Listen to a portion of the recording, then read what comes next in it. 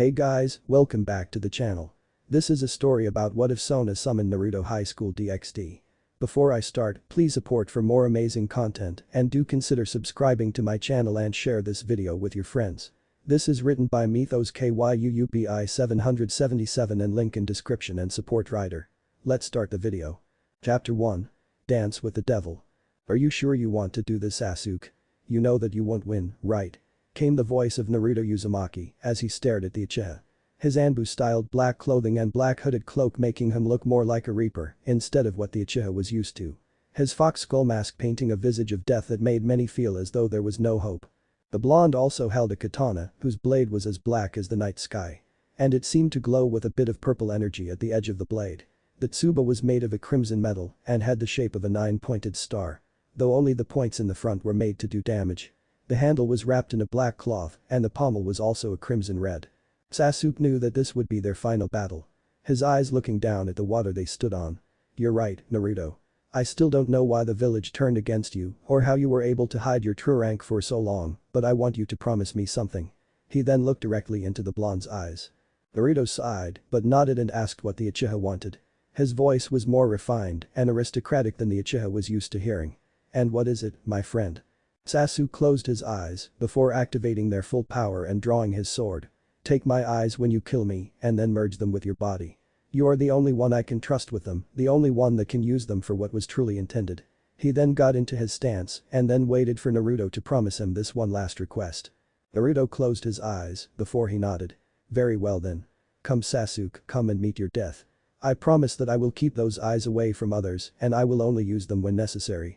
Naruto then placed his katana in a reverse-held grip, his left hand trembling slightly while the right held his blade. His right foot moving forward slightly and bending the knee to assume a stance Sasuke had seen only one other person use before.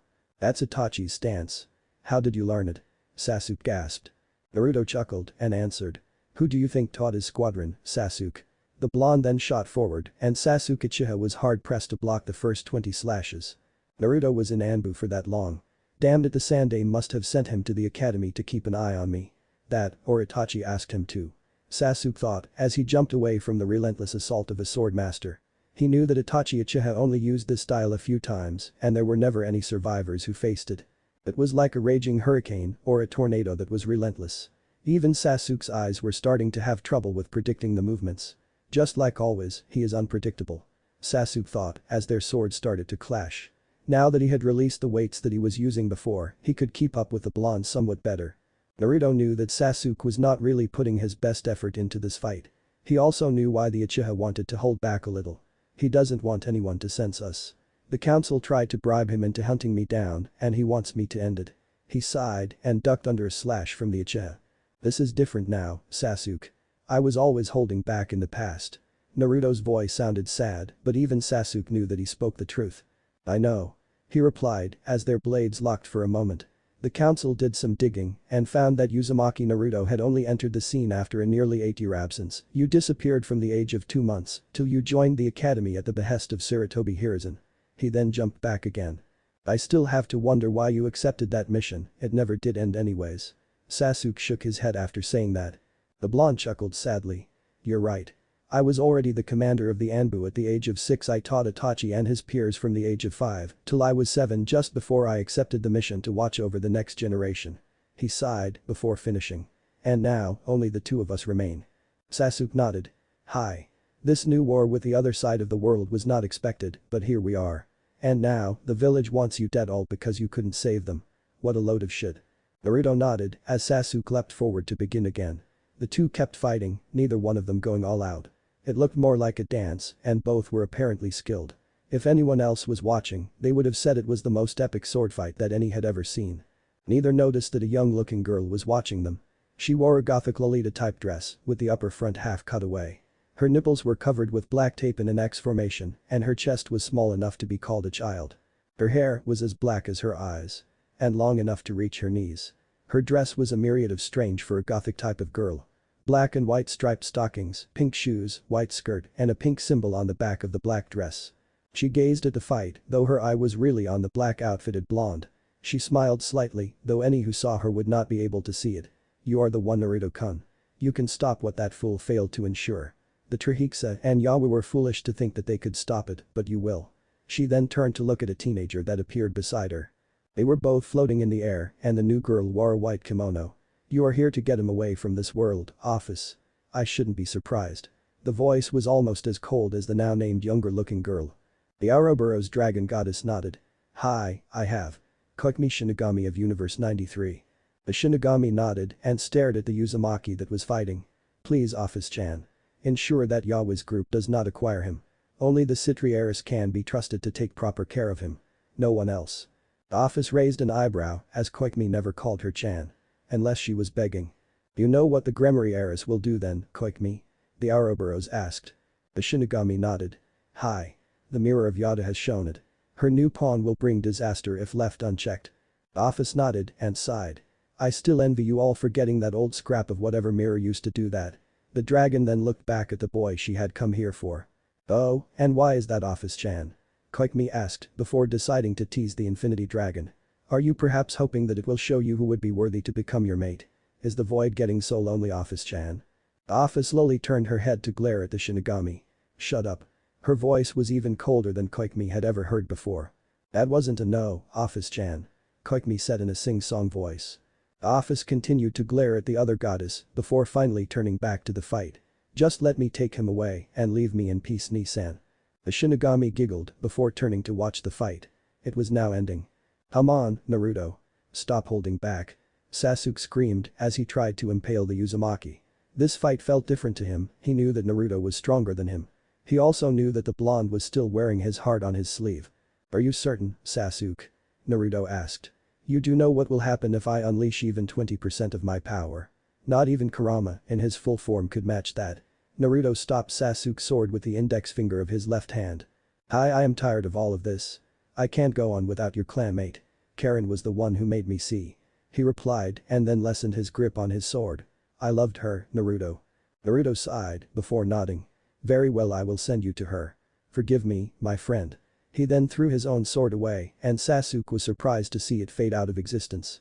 He then placed his right pointer and middle fingers on Sasuke's forehead. Sasuke felt a strange type of energy build up in Naruto's fingers and saw the blonde's eyes tear up. May you find joy in the pure world. Were the last words that Sasuke would ever hear on the mortal coil.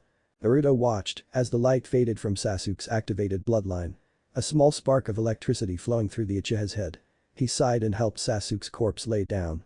He then heard Kurama's voice. What will you do with his eyes, Naruto? The nine-tailed fox asked.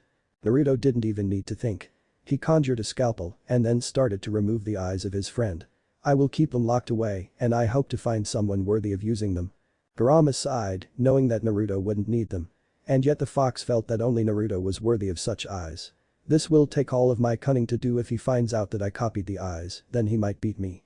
Kurama thought before sending a minuscule amount of his chakra through Naruto's hands. Kurama knew that Naruto wouldn't keep the eyes. He would destroy them, which was why Kurama was making copies. He was also going to work them into Naruto's DNA. They still didn't know that they were being watched and that one of the two observers were preparing to take them away from this world. I will also give him a small blessing. Office stated, which made Koikumi raise an eyebrow. And what would that be, Imato? The Shinigami asked. Office smirked and turned to look at the one she called elder sister. You know that the only blessing I can give is one that defies the All-Creator's laws. Koikumi's eyes widened and she nervously gulped. You're not saying that? Office hummed and replied. Yes. He will be a paradoxical anomaly. Truly immortal as long as he uses the power, but he won't be able to use it indefinitely. She then raised her left hand and started to lowly chant in a speech that Koikumi had only heard once before. Oh dear, Kachan won't like this. But not even I could stop Office. Koikumi worried at her bottom lip, biting it hard enough to cause pain. But not to draw blood with her fangs. I should call Kachan, but I don't want my dear Imato to get in trouble. Damn it. She did want the boy to be well off and safe, however. So she decided she would wait until seeing their mother and then letting the Supreme Woman know about it. She didn't know that their mother was watching and laughing at her. Naruto sighed as he sealed the jar with Sasuke's eyes away. He didn't let Kurama know that the liquid in the jar was actually an acid. He rubbed his eyes, feeling a slight burn. But didn't pay too much attention to it. He then turned to the left as he had felt a buildup of power. He spotted two girls. One was a child's age and the other was a teenager.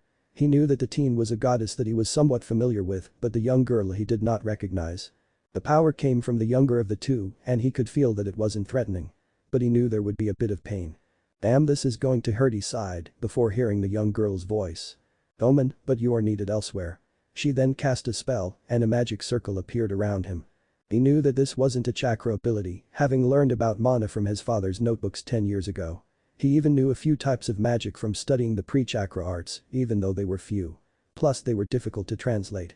He glanced at the circle and deadpanned in recognition.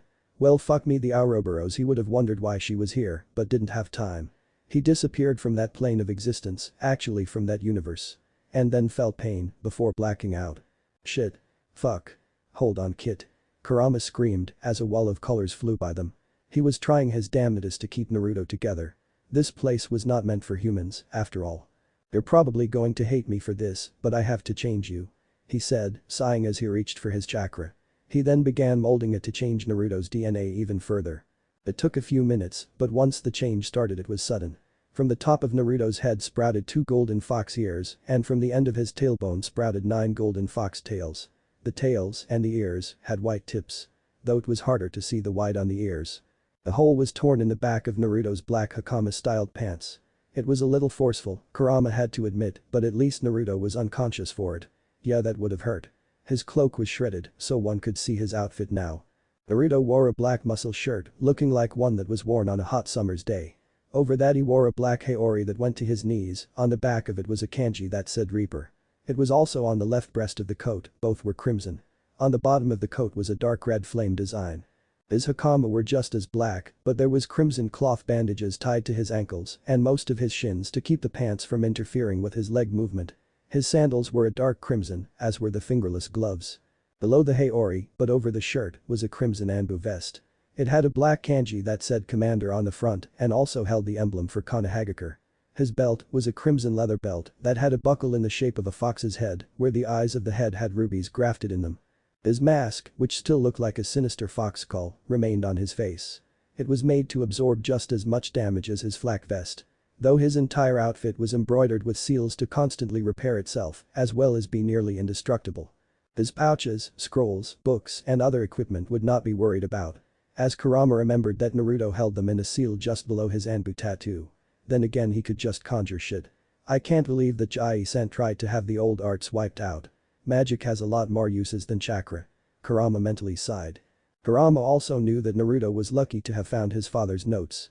The Namikas may have not been a full clan, but they were the oldest family that still existed. Kurama stopped thinking as a light enveloped Naruto and he disappeared from the void-like place they were in. Kurama was still safely sealed in Naruto's navel, so at least he could watch over the boy who had just become a Kikbi no Kitsune. Sona Citri's office, Kuo Academy. 17th of June 2011. Sona sighed and pulled her glasses from her face. Before she rubbed the bridge of her nose. She had been gazing at her evil pieces and worried at her bottom lip. Only one piece had been used, a bishop, and it had been used to turn Shinra Tsubaki into a devil. She was also dreading the next day. When Isama is coming to visit, is this punishment for some other life? She groaned, but then a glowing purple light caught her attention. She opened her eyes and placed her glasses back on. What? She gasped as her queen piece started to shift and mutate. It turned a dark purple color and a sword formed pointing up from the crown. Looking a lot like the fabled sword in the stone, ready to be pulled out. She stared at the piece and wondered what it meant. But then a magic circle appeared on the ceiling and from it fell a young man. She jumped, not knowing if he was an enemy. Tsubaki slammed the door open right as he hit the ground and held an Ajinata. Sona stopped her by holding her hand up when she noticed the teen wasn't moving. She also noticed that his breath was labored and that he had 9 tails coming from his rear. A Kikbi. She then leaped over her desk and felt his neck for a pulse. It was frantic and her connection to her pieces was telling her that this teenaged man was right for her peerage. She turned to glance at her evil pieces again and found the changed queen piece was glowing brighter. Tsubaki approached, her Naginata still held in her right hand. Kaichu. What is going on? She then heard Sona gasp slightly and turned to stare at what held her king's attention. Her breath caught in her throat. Sona's eyes widened when she felt the teen's pulse almost stop. She didn't even stop to think as she jumped up to grab the queen piece. And then turned back to him and placed it on his chest. Please let this work, she said and suddenly knew his name from a whisper. I command thee, Naruto Uzumaki, to rise and be reborn. Thou shalt become my queen and live a new life as a devil. Feel joy as you are reborn to be my second in command." The Citri family's magic circle spread beneath the blonde kitsune Yakai and the evil piece sunk into his chest. Sona sighed in relief when the connection she had with her piece told her it was a success. Tsubaki dismissed her Naginata as she too felt a connection with the blonde male. She also then felt the power he held. What the hell? She mentally asked herself and nearly fell to her knees. Sona was no better as the power that rolled off of the teen was so staggering. It was almost like her sister was there at full power. And yet the male was weak. Naruto Uzumaki. She recalled the name before passing out. Tsubaki followed her shortly after. They wouldn't be leaving for a while. 20 minutes later. Office sighed as she appeared in Sona's office. She looked around to see where Naruto was and then her eye twitched. She saw Sona Citri passed out with the teen devil's head resting just above Naruto's waist. She didn't know why she was suddenly irritated but she figured she would find out later. "I suppose I should get you all to a more comfortable place to rest." Her monotonous voice sounded out. If anything would have been nearby, it would have paused. She then approached the two she had come to check on and then noticed Sona's bishop. She sighed again and decided to conjure 3 beds. She used a telekinetic spell to lift them gently and placed them on the beds. She then turned to sit on a chair that she had conjured right next to the bed she had placed Naruto. "Might as well finish the blessing," she said after a few minutes. Not even paying attention to the fact that Sona was waking up. Sona heard a voice coming from her right and had to stop for a moment. "A blessing? What's going on?" She opened her eyes and looked right. Though she couldn't see very well without her glasses, she did notice a very young-looking girl standing next to another bed. She looked around and spotted her glasses on her desk. "Wait a minute, my office." She wanted to think it all through but would need her spectacles to see clearly. She summoned them to her hand and placed them on. "Yep, my office. But how did beds get in here?" She turned to the girl and started to sweat in recognition of the symbol on the girl's dress. It was on the back, right below the collar. And it was something that she had been warned about by Serapho Leviathan, her older sister. "Office." She then saw a brief light flow from the girl's right arm and it collided with the young man she had resurrected earlier. She gasped as the new connection she had shuddered slightly. Before it strengthened. Office nearly smirked when she heard the Citri gasp. "So, you are finally awake," she said and turned to the teenager. Her black eyes stared directly into the Citri's purple pupils and she nearly smirked at the fear she saw. "And what does the dragon goddess of infinity want with me?" Sona asked slowly. Office's eyes showed a small amount of amusement but her voice grated on Sona's psyche. "I am here to tell you that should something bad happen to my champion before his destiny comes I will destroy you and make you suffer for eternity." The Ouroboros then turned to look at Sona's new queen. "He is special and I must impress upon you that his destiny is tied closely to yours now." She turned to leave and had only one last piece of information to give.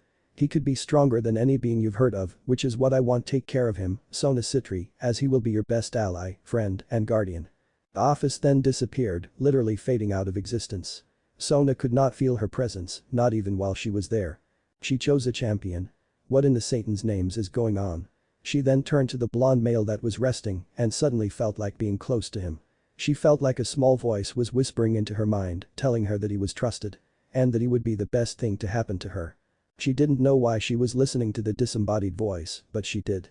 She then approached the blonde and placed her hand on his shoulder. She then felt like she was being sucked through a straw. Sona was startled as she landed in what appeared to be a sewer, her muscles tensed and she felt like something was watching her. Kurama smirked as he beheld the one that changed Naruto even further. "Let us see, will you be a good leader or a tyrant?" He then lowly chuckled as the young lady glanced around. She hadn't looked behind her yet but turned at the sound of his chuckle. She froze as she beheld a Kikbi no Kitsune, easily thrice the size of the school.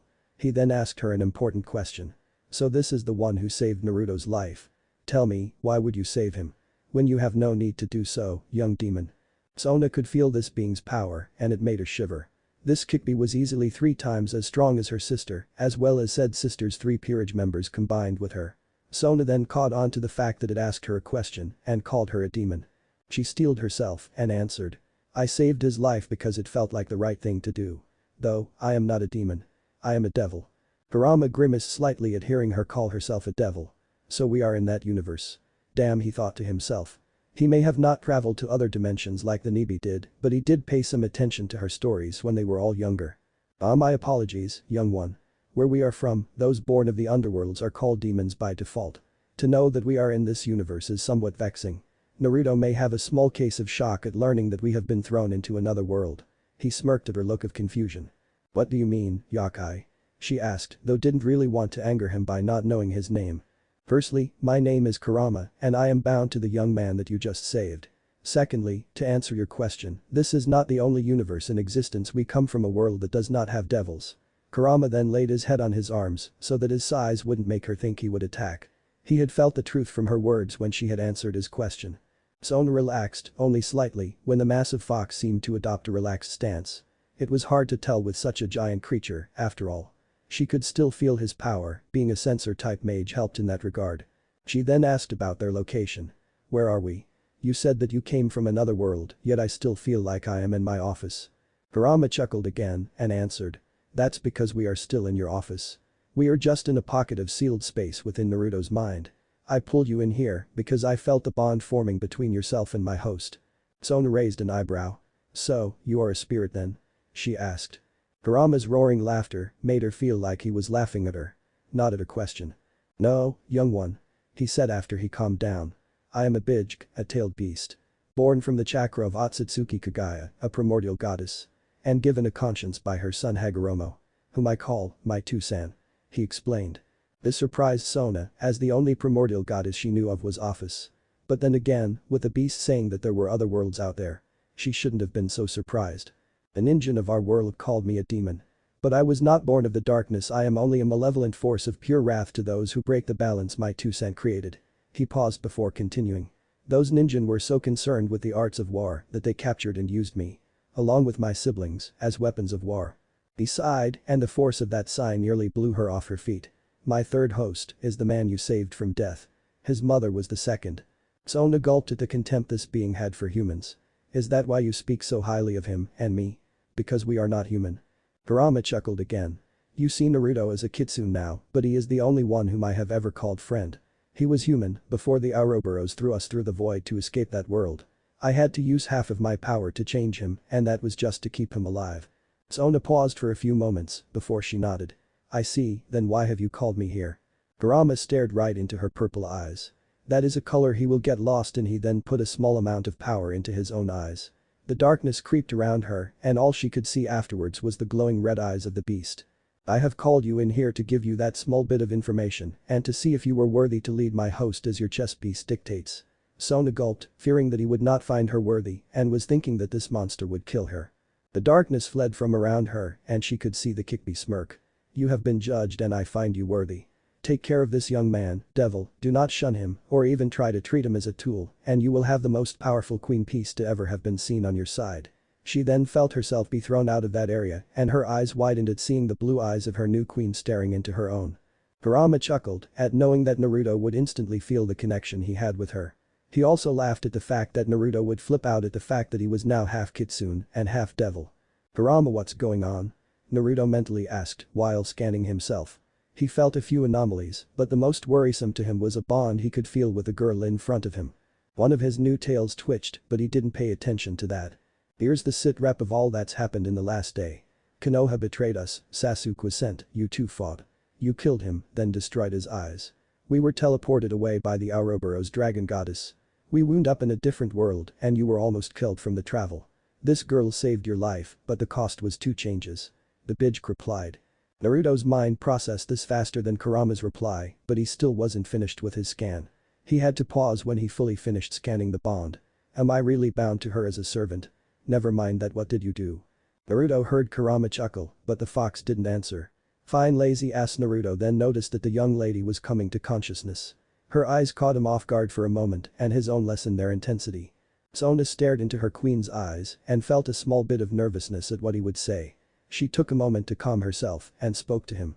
It is good to see you awake, you caused quite the scare earlier. She noticed his head tilt slightly to the side and his eyes changed slightly. His right eye turned black with a red 6-pointed star. His left turned to fully purple with concentric rings and 9 comma marks floating in a lazy spin on those rings. The pupil was a darker purple and although she could feel power from these eyes, she felt like he didn't even know about them yet. Naruto's brain froze at her voice and he could have sworn that Kurama was laughing. It would be a while before he could respond though, as his new eyes were shutting down everything to help heal and settle his new appendages to his psyche.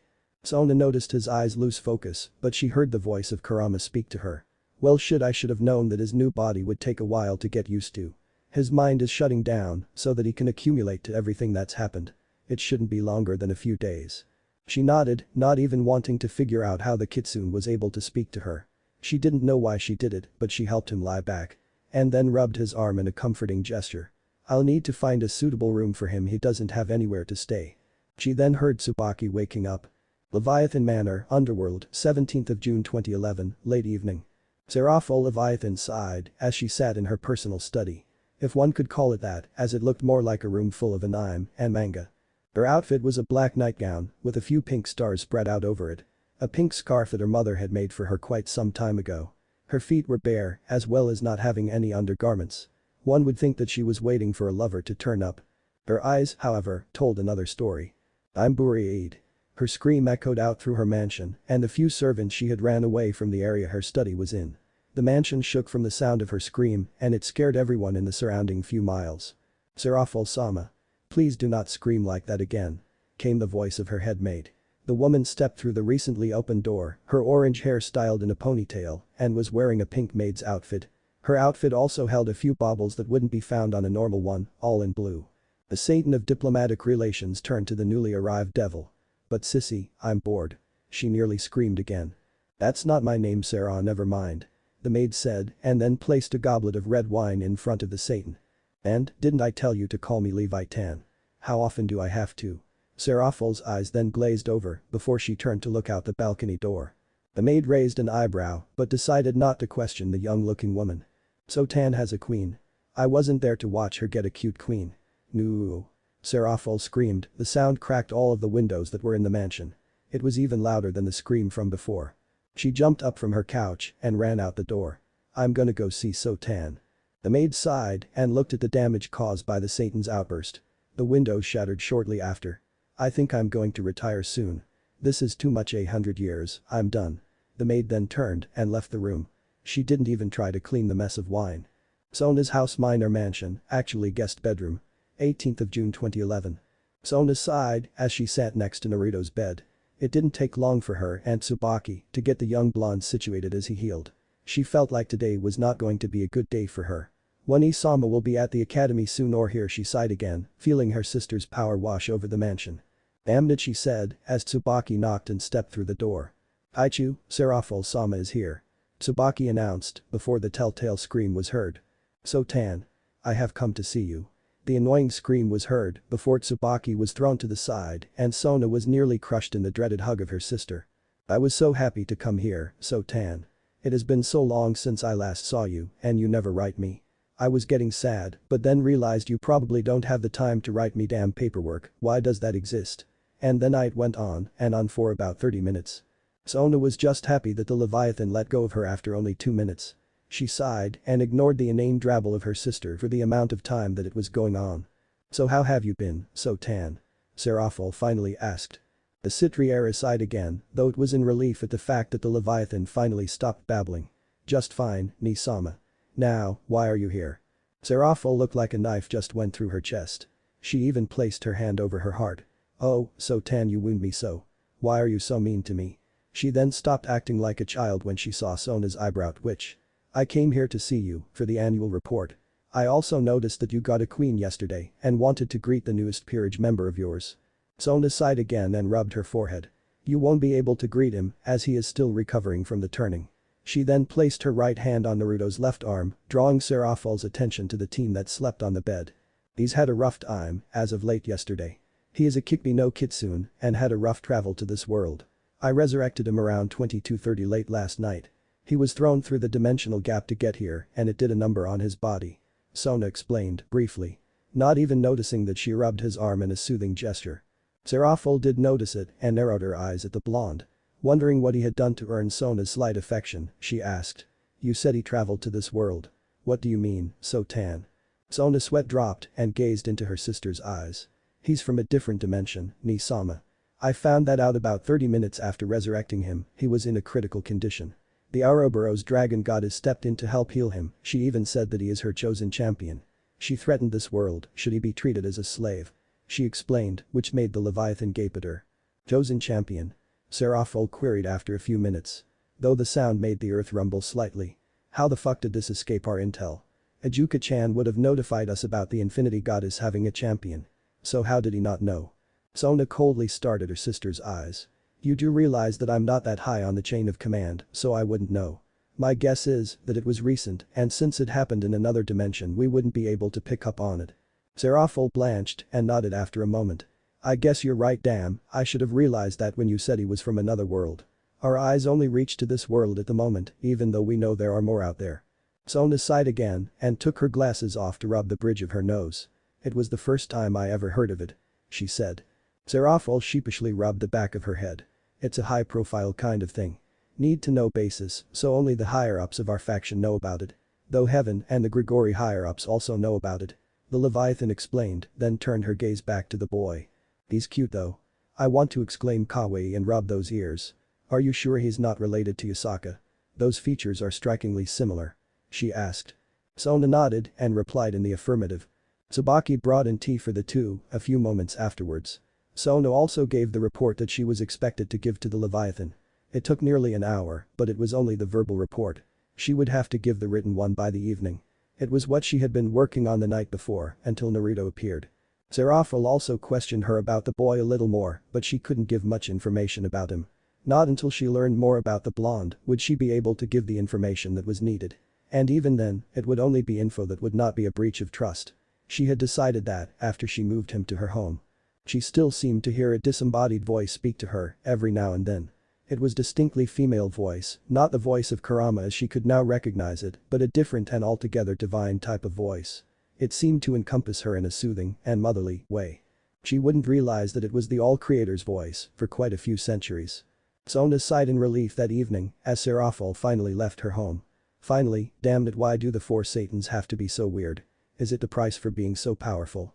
Her mental question would be answered after a while by her new queen. Tsubaki had also sighed in relief after the woman had left. She shared her king's view about the Leviathan. At least she was serious this time. That's more than can be said about the usual visits, right Kaichu? Tsubaki asked Sona. You're right, unfortunately, it won't hold for long. Sona replied before turning to return to her new queen's bedside. I wonder when he will wake up. She said, knowing that her bishop followed her. Tsubaki was still wary about the young man, but wouldn't show that to her king. That remains to be seen, Kaichu. The bishop replied. She was the diplomatic type of bishop as she so chose to be for her king. Rias thought she was the queen of Sona's peerage, but would soon know that she wasn't. Sona hummed in agreement. As she sat down beside the bed once more. Tsubaki grimaced slightly, also at the fact that Rias wanted to meet her king tomorrow. Kaichu, Rias wants to meet with you tomorrow. Will it be at the school or here, or is my liege even willing to meet with her? She asked. Sona sighed as she hated being called with such respect in private. I'll meet with her here. My formal office, and we can have that chess match she so wants. She'll never beat me, not with how she plays. She replied. Tsubaki nodded and turned to leave.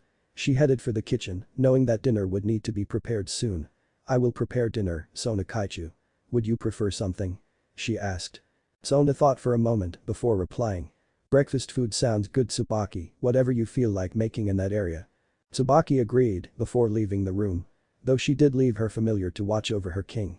She was still leery about the young man. Inner universe of Naruto's soul. Pedestal of the Queen Peace. Naruto sighed as he gazed at the thing that tied him in a bond with the young lady he couldn't get out of his mind. This is clearly an enslavement and resurrection artifact. Though this one seems different, he quietly said, approaching the mutated Queen Piece. He slowly brushed his right hand across the bottom of the chess piece.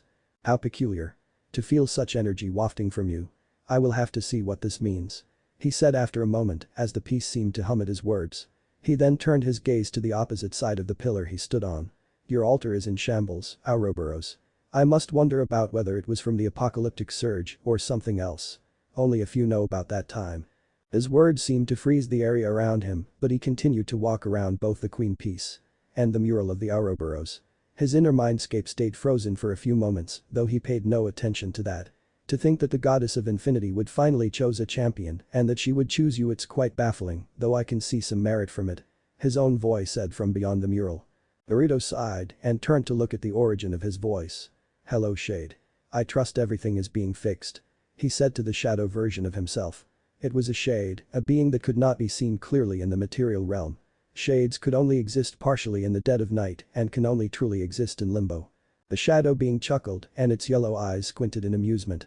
Of course, summoner. Your body is being tended to by the one who turned you into a devil, though the other servant is a touch jumpy.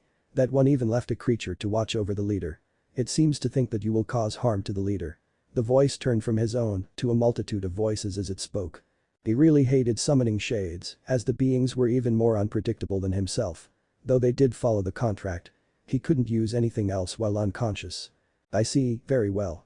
You may go now. He called out to it as he turned back to the mural. Now what can you tell me, altar of a forgotten domain? He asked himself quietly, not even noticing the sudden absence of the other being. His research would take some time, but he did open a full connection to his outer senses. Just to be safe that the being didn't lie.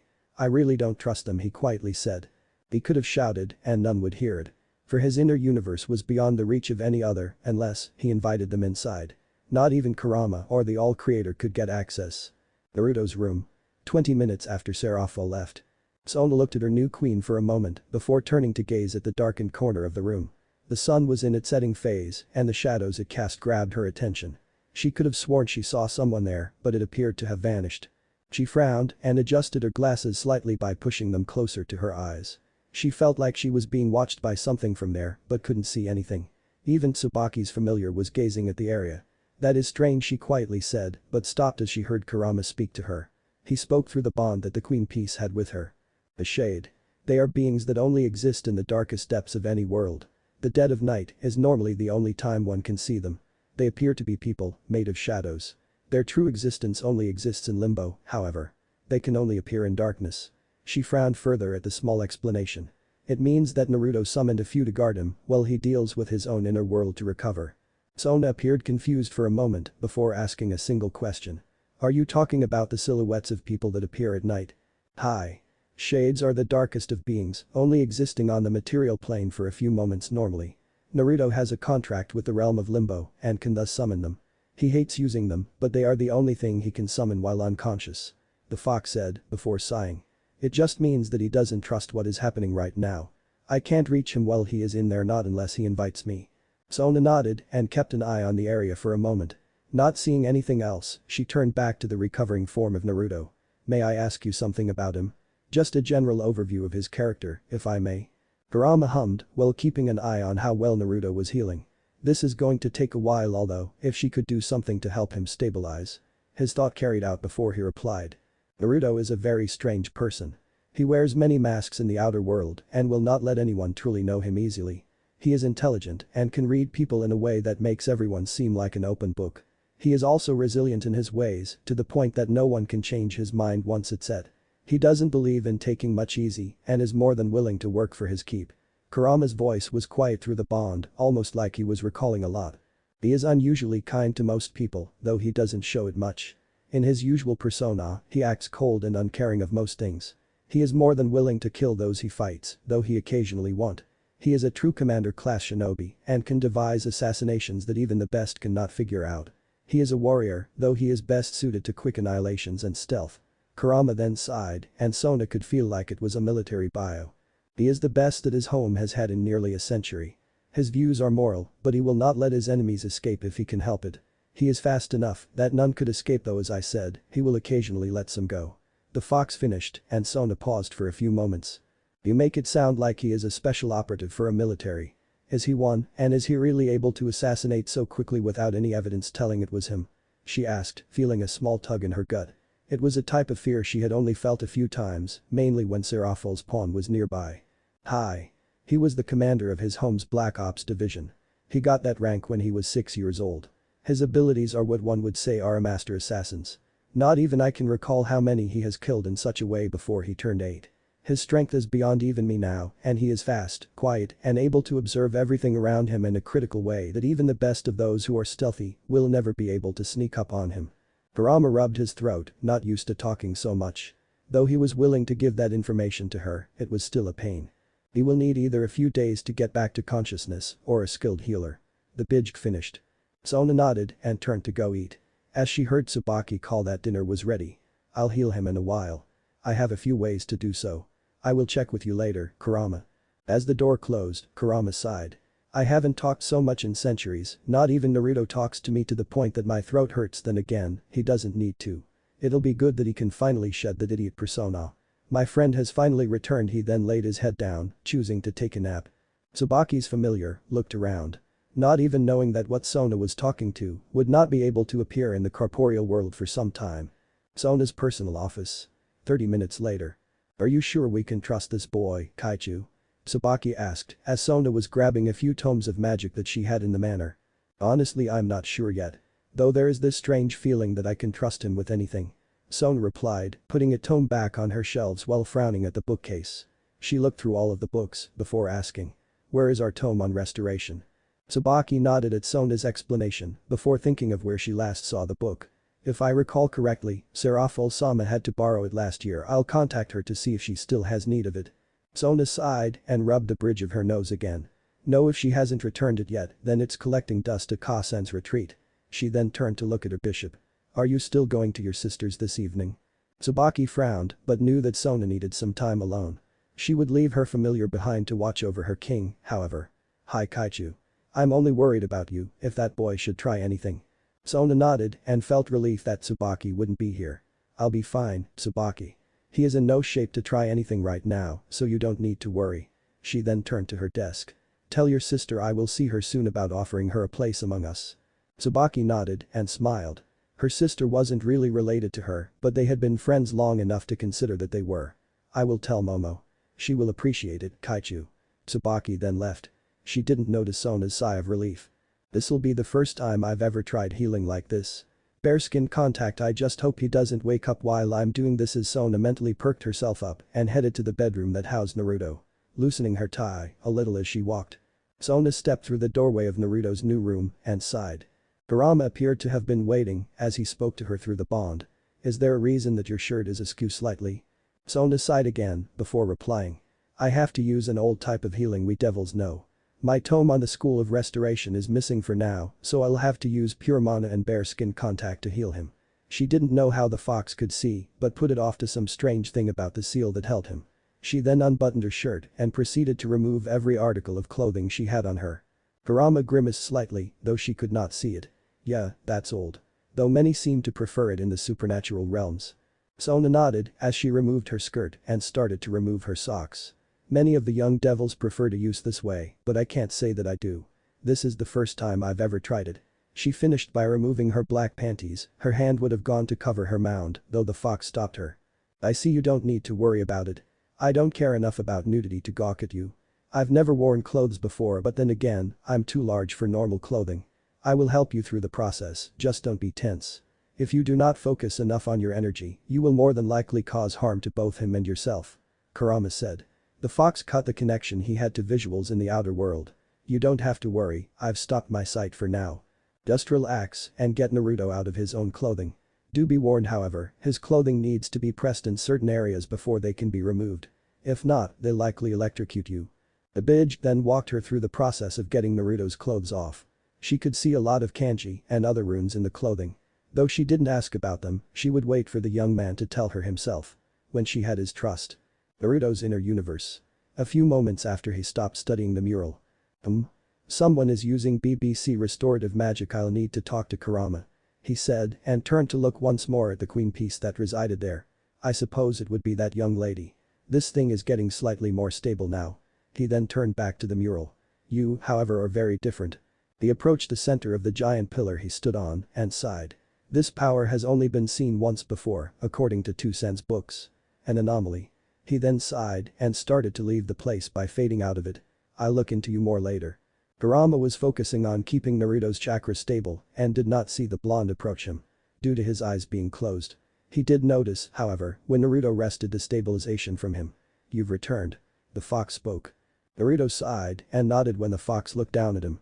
I've been looking into the two new props. That piece she used appeared in my sanctum. There is also another there, one that hasn't been seen in a few cycles. Kurama raised one eyebrow, waiting for Naruto to explain. Naruto continued after a few moments, readjusting the flow of his mana to match his chakra. A dilapidated mural of the Ouroboros dragon goddess, appearing as an altar to her. I haven't been able to fully look through it, but it is a blessing. It seems to give the ability of being a paradox, though I can't be too sure until I test it. Naruto finished and closed his eyes fully. I also noticed the 2 changes you did. I wanted those eyes gone, but I guess we might need them at some point. And please, don't get me started on the fact that you changed me to a yakai. Kurama grimaced and backed away slightly. I apologize, but the second change was necessary. Without it, you would have perished in the void. The eyes, I couldn't let the last pieces of my 2 cents visionary abilities disappear. He made sure that Naruto wouldn't move before he spoke. Naruto hummed and continued keeping his energies in order. I can see the reason for the eyes, and I suppose the travel through the dimensional gap would require the other change, even if it was just to survive. Now I'll have to get used to having the appendages. He sighed and went quiet. Well, at least he isn't trying to beat me. But that could be because he's busy. Who am I kidding? He can multitask. Kurama sighed after his thought and opened another communication with Sona. I'll have to let her know he's back. Sona's manor, Naruto's room. 21:34. Shortly after Sona started healing Naruto. Sona blushed as she lay with Naruto and continued to heal him. She was focused on the healing, but her face flushed in subconscious embarrassment and slight arousal. She barely noticed when a new telepathic link was established with her, but didn't jump at the voice of Kurama. He has returned from his inner world and is currently working on keeping his energy stable enough for you to finish. I keep failing to remember that he has 2 different energy types, so you can now loosen your focus. She sighed in slight relief, but grimaced at the thought of the young man, knowing whether she was naked. She was about to ask if he did know, but Kurama already answered. He is aware that you are using skin contact for the healing. He actually knows multiple types of restorative magic, but this one isn't used much. His knowledge of spell crafting is near the level of the ancients of our homeworld, though he doesn't know everything. I doubt he'll awake in time to see you, but he wouldn't care at the nudity. He is still a hardcore shinobi. She grimaced and felt herself heat up a little. It had always been a problem for her when people knew she was naked. It seemed to ignite her arousal quite a bit. She tried to keep it from influencing her, but it still made her body slightly suffer with desire. She sighed when Kurama broke the connection to her mind. He even seemed to have disappeared from the bond, though she knew he wasn't gone. Well, he is at least focused more on keeping his mana in check. Still, what is he thinking? She asked herself, not knowing if speaking aloud would make the young man hear her. She didn't know that he was used to multitasking, even inside his head. She wouldn't learn that for a while, however. She fell asleep nearly an hour after he returned to the seal. Sona's manor, Naruto's room. 19th of June, 7:30. Sona groaned slightly as she awoke and reached to the end table beside the bed for her glasses. As she put them on, she looked around the room. Where is he? She mentally asked, not noticing that the balcony door was opened and the blonde was sitting on the balcony. His voice startled her and made her blush slightly at its sound. You might want to consider dressing yourself, miss. She looked to the balcony that was all across the manor on the 3rd floor and she saw him sitting with his back to the door. She jumped at fully remembering she was naked. She then used her magic to dress herself in her preferred relaxation outfit. A black tank top underneath a pristine gray t-shirt that had an ice blue snowflake on it over her chest. Gray cargo shorts with a brown belt and finishing off with white socks that reached her knees. She heard him chuckle and looked back to him. It is surprising to find another user of mana, though I suppose I shouldn't be. He then stood and she recognized the outfit he was wearing. It was the same one she had to take off him last night to heal him. He turned and the morning sunlight made his eyes seem to glow slightly. The eyes were still the changed ones she had seen the other night. One black and red and the other completely purple. The symbols in the eyes made her wonder about whether they were a sacred gear. He then stepped through the door and his eyes seemed to glow more in the shade of the room. Before we begin, might I know the name of the beauty who saved my worthless corpse? He asked calmly. Sona was still blushing slightly at the sound of his voice, but was able to respond. Sona Citri, and I already know your name. Her breath hitched when he chuckled again. And I doubt you are worthless, assassin. Naruto scoffed and told her off. I am more worthless than the dirt on my sandals when I appeared here, Miss Citri. Considering I am now, technically a slave to you. His words made her gulp slightly. I should rip your heart out for that, but I am at least civil enough to hear you out. His tone went even colder than her sister's most powerful ice spells and she nearly felt like running. She didn't, however, as the fact he said he was now a slave made her bristle. You're not a slave. She nearly shouted and took a deep breath. I don't know what makes you think that, but my family has instilled that we treat our servants as though they are our friends. Much like the Gremory family, we do not abuse our peerage. She explained calmly. She had also stood up from the bed. She only noticed now that he was nearly a head taller than her. Naruto hummed and gazed into her eyes for a few moments. It made her feel like he was reading everything about her and she nearly forgot that Kurama said he could do that. Say that I believe your statement. What would you do to ensure that I can trust your words, Miss Citri? he asked and continued to stare into her eyes. She felt like she was before a being that was even more than the gods she knew about. His eyes seemed to radiate power on a level she couldn't identify. It made her feel fear, yet also arousal. Devils found power attractive, after all. She took a breath and slowly calmed down whilst releasing it. I don't know how the words I have spoken can be trusted by you, but I will make sure not to make you feel like you need to take action against me. She breathed again and stared directly into his eyes with a determination he had only seen in the mirror before. The Queen piece entails that you are my right hand, my second in command for the peerage and in raiding games.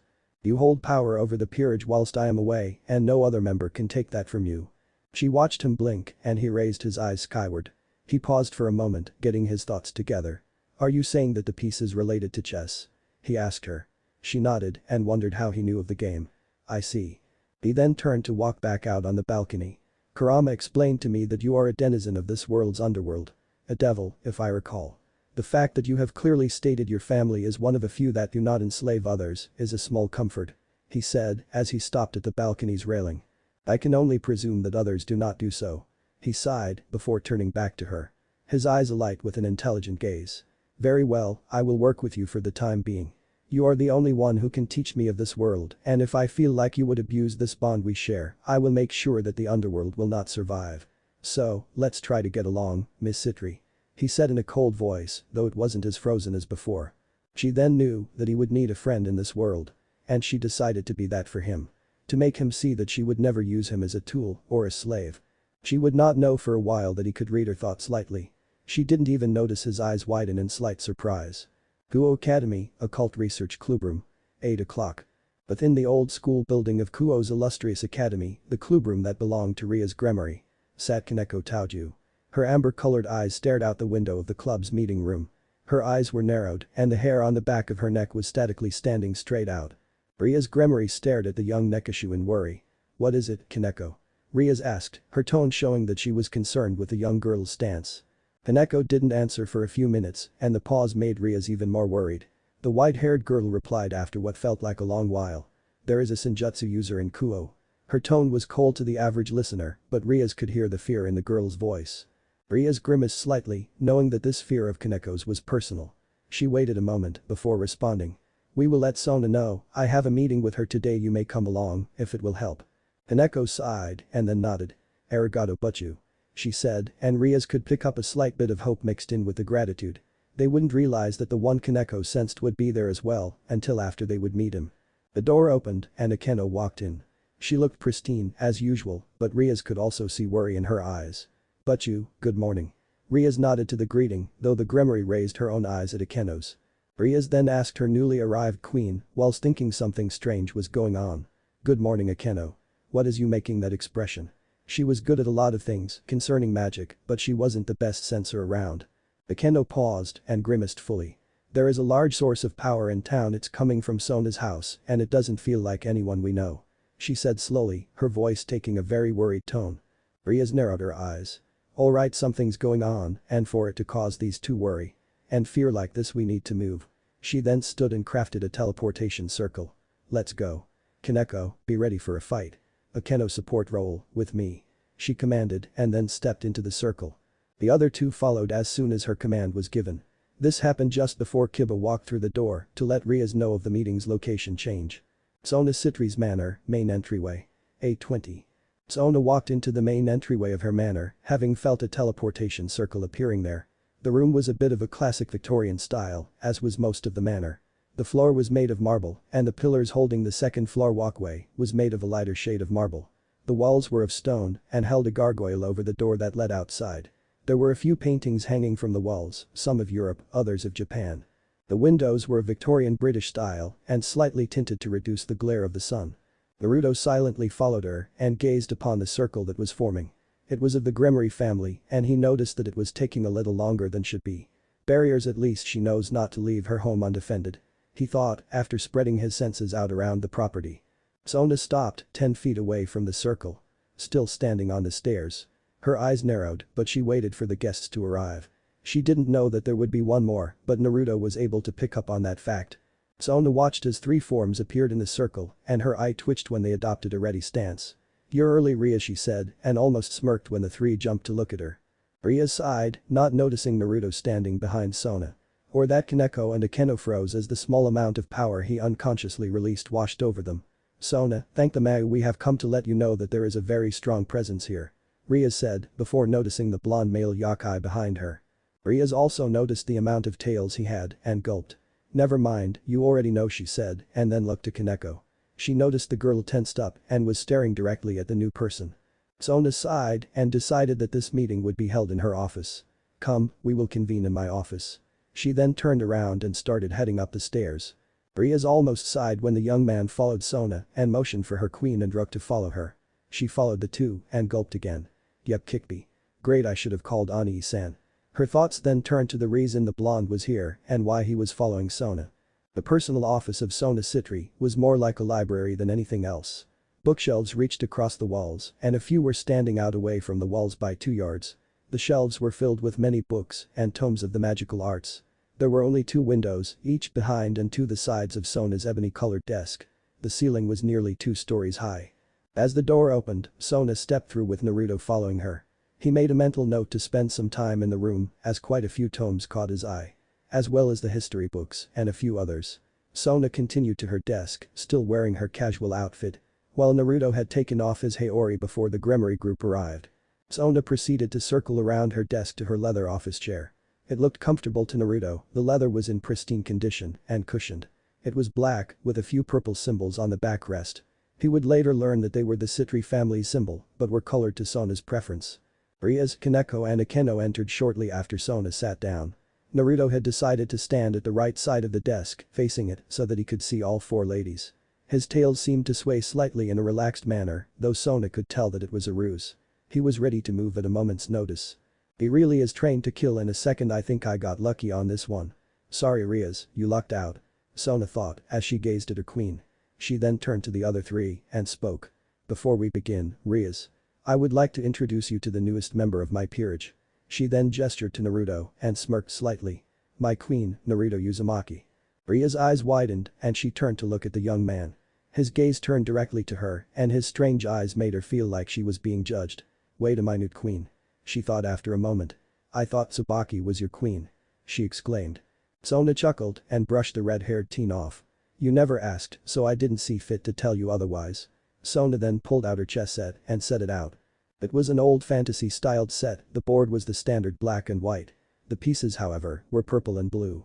The kings were styled to look like females in a monarchy setting, while the purple queen was a male. The rest of the pieces ranged from witches to soldiers. The rooks looked like actual castles, and the knights were figures atop horses and dressed in differing sets of armor. Rias had only seen this set used once before, when Sona got herself out of her own engagement. She knew that Sona valued this set as it was a gift from Sona's grandmother. It was the last gift Sona ever received from her, as the woman had passed on a few months after. It was rumored that the old Citri matriarch was murdered, though no one knew if that was the truth. Rias felt a pang at the fact that Sona at least knew the woman. As she had only heard stories of her own grandmother. She put that thought away for later and decided to get some information. So when did this young man become your queen? She asked as she moved a blue pawn. Sona would always use the purple or black pieces in a normal set. Sona started by moving a knight and answered. The evening of the 17th of June, 2 days ago. She then glanced at Naruto to see him looking at the young Kaneko with a critical eye. What is he thinking about? She mentally asked herself. Naruto glanced to her as though he had heard her question and motioned that he would explain shortly.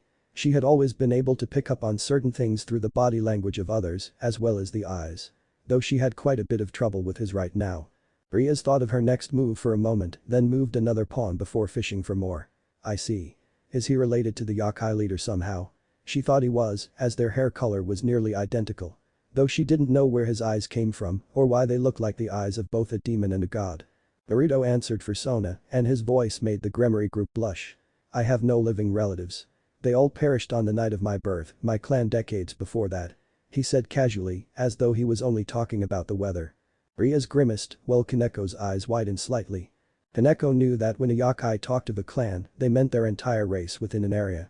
There were more than 3 clans of Nico in Japan, one was down to 2 members. Her own clan. There were over 20 clans of Kitsune in the world, and 3 of them were also nearly extinct due to wars with other beings. The leader of the yokai faction was also one such Kitsune, as only the woman and her daughter remained.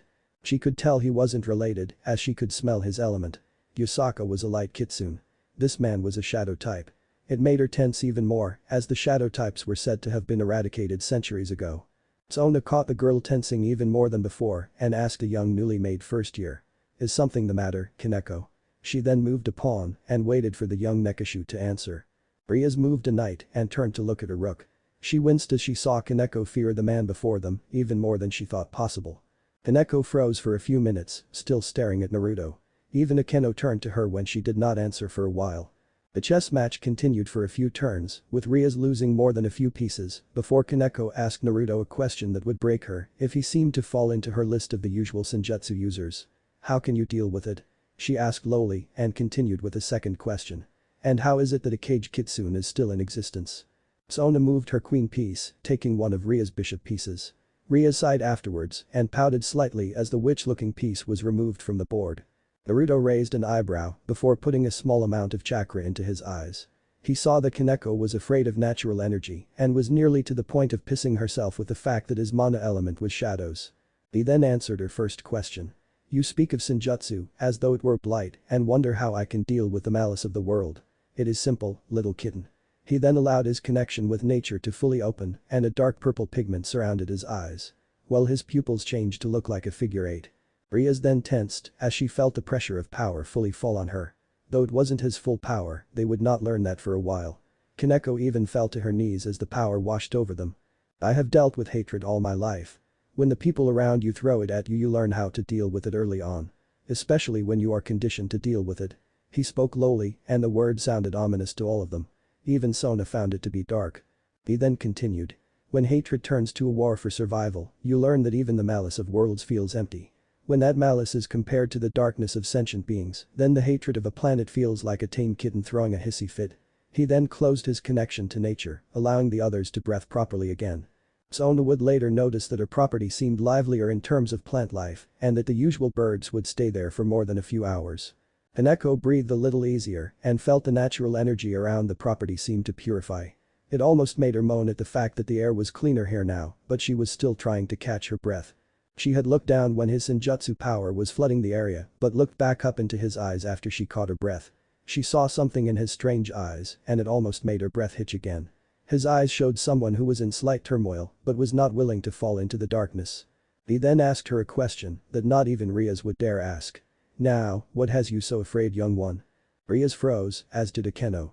Sona just tilted her head slightly and continued to gaze at Naruto. What are you thinking, Naruto? Sona asked mentally, not realizing that Kurama could hear her thought. The bitch answered a few moments later while Kaneko was trying to get herself together from the personal question. He's going through his I must help this one phase. It happens fairly often and only around those that will become good friends later. The fox answered, nearly making Sona jump in fright. The others couldn't hear him as he was communicating through the bond once more. Sona nodded as everyone else was staring at Kaneko now. So they wouldn't question why she did. Kaneko took another breath before answering Naruto's question. Most who use senjutsu go mad with power and become filled with hatred at nearly all things. She said slowly and in a voice that most would think was a monotone. Naruto could feel her emotions however and knew that she was afraid of the hatred. He closed his eyes and sighed. So, you are willing to cut yourself off from producing children just so that you won't go crazy. You are a strange one, little Nico. His words caught them all off guard, even Kaneko was confused. She then asked what they all wanted to. What do you mean, cutting off on producing children? Naruto sighed and rubbed the bridge of his nose. And here I thought you would know that. He then gazed directly into Kaneko's eyes. By not using the natural energy around you, by not drawing it in, you are, in effect, killing your ability to have children. You are choking your biological processing to the point that it will kill your ability in a few years by not drawing in that energy. He then pulled a tome from his pocket dimension. Seemingly pulled it from the depths of a void or conjured it from nothing. He opened the tome and turned through the pages until he found the one he was looking for. This tome is on the history of yokai and says this. For those yokai that do not take in the natural energy around them, in accordance with the pact set forth by Lady Amaterasu, they give up their ability to produce offspring and eventually get weaker as time goes on. Even if they are not trained to accept that the malice of any world is not really a problem, they must at least draw in the energy. Otherwise they succumb to madness and eventual death of entire lines. This is taken from the contract of the sun goddess, Amaterasu. Chapter 34 of Yokai History. He then closed the tome and handed it to Kaneko. "Keep it, I have 13 other copies. It is written in an older dialect of my home's language, which is similar to Japan's. Translating it should not be difficult." He then turned to watch the chess match once more. Kaneko accepted the book and her eyes widened slightly. She was able to read it and noticed the name of the author. It was the same author who wrote most of the educational books for yakai and had been named as the most scholarly yakai to date. One Hinora Katsumoto. She hadn't been able to read the books or scrolls much due to her sister not being able to get them while they were on the streets. And the devil that Kuroka was a servant of didn't care about their education. Only their power and abilities. She brought the book to her chest and gazed back into it. "Naruto. Arigato," she said in a quiet tone. Naruto nodded but kept his eyes on the chess match. Or at least, that is what everyone else thought. His eyes were actually taking in everything that they were doing. Their expressions and actions, plus how the two players were strategizing. It was a skill he had to pick up when he first became an Anbu. Peripheral vision was paid almost as much attention to as the main focus, and even the surroundings of the operative had to be monitored when those surroundings could not be seen. His abilities with Sage Mode were even better now than when he fought Nagato's Paths of Pain. He could sense everything around him even before that, but it was now on a level that most could never get close to. The match continued a few moments later.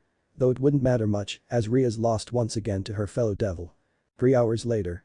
Sona sighed as she watched the teleportation circle of Riaz disappear. The main point of the meeting wasn't even talked about much. The problem was that stray devils and many fallen were appearing in town. She had hoped that Riaz would have had the sense to come up with a plan, but again, it wasn't even really brought up. It seems that girl has too many problems to focus on what is necessary. She won't make a good leader if she can't focus on the problems of now. Naruto spoke and made Sona turn to him. "You noticed that she wasn't paying much attention after you were introduced. She normally puts on the act that she is, but right now." Sona sighed again and turned to head back to her office. She then turned back as another circle appeared and sighed in relief. "Tsubaki's back." Naruto looked at the new circle and took note that it was the same symbol that Sona's office chair had. It must be her family's circle. The barriers are letting this one through without issue. He then saw a black-haired young lady appear. She also wore glasses, though hers were square, and he took note of her stance. Spear user. This must be Sona's bishop. He thought and noticed that she had tensed up when she saw him. Good. She is wary, which means she is ready to defend Sona at a moment's notice. Sona's eye twitched before she spoke to her bishop. "Hello Tsubaki, how was your visit with Momo?" Her question was answered with a nod. "Good, may I introduce to you Naruto Uzumaki. He is the queen of this peerage and has agreed to work with us." She then turned back to continue her way to her office. "He has much to learn of this world and I have agreed to help my second become educated enough on it for the start of the school year. Please, try to get along with him." Tsubaki watched as Naruto turned to follow their king and responded. "Hi Kaichu." She then followed them and made note of the time. She'd have to cook soon or order lunch. She would ask when they reached the office, not knowing if Naruto would even know what he wanted. At least Kaichu is still alive and I sensed that Riaz was here earlier. She thought with a bit of relief. The Cult Research Clubroom. 12:40. Udo Kiba had waited for Riaz and the other two to return. He didn't know why they had left but felt that it had to do with Sona's new queen. Tsubaki had told him last night, as well as the change of place and time for the meeting. They had passed each other by while Kiba was going on a contract. As the circle lit up, he noticed the three return. And that Kaneko had a book with her. "But you have returned," he said and was about to tell Riaz of what he had learned when she spoke. "Yeah, we went to Sona's place," she said before taking her chair and rubbing her forehead. "She acquired a queen and we spoke about the current problems we've been having with strays and fallen." She then grabbed her paperwork and started getting to work. The kendo had moved to stand behind her king's right shoulder, as was her usual place in the room. Kaneko moved to her usual haunt and proceeded to open the book she had with her. Kiba sighed and went to hand over his report on the contract. He then moved to the couch across from Kaneko and caught her eyes being focused on her book. "Too much to talk. Can't say that that's unusual," he thought. Kaneko rarely talked anyways, so the fact that she was engrossed in a book wasn't much for him to think about. Though he could barely read the cover as he wasn't good with old Japanese. He waited for Riaz to get finished and would give the verbal report before going to work on his swordplay. Sona's office, 1300 hours. Naruto gazed outside of the left window, behind Sona's desk. He listened as Tsubaki gave a small report about a weak stray devil trying to attack her while she spent time with another girl. So by leaving one's king and forsaking the bond, one becomes a hideous beast as the power of the underworld takes hold of their mind. It shows that servitude can carry a small perk and also shows that many are not willful enough to stop it from happening, should they do so. He thought before turning back to the two. Kurama responded, sounding like he had finally recovered from all the power he used up. Morons, in other words. Naruto nodded but was pulled from his thoughts when Tsubaki said she would order lunch and asked what they wanted. Sona paused for a moment and replied. Pizza sounds alright, Tsubaki. Supreme. Tsubaki nodded before turning to the blonde. He didn't even think, just said the same. Don't know what pizza is, but why not? Was his mental question. Tsubaki nodded before leaving. Sona then turned to him and asked about what had been bothering her since Rias had met with him. Naruto, would you mind explaining about your helping of Kaneko this morning? I am curious about that book you had. Naruto sighed and proceeded to the chair in front of her desk. That book was one of the few I possess dealing with the races of yakai.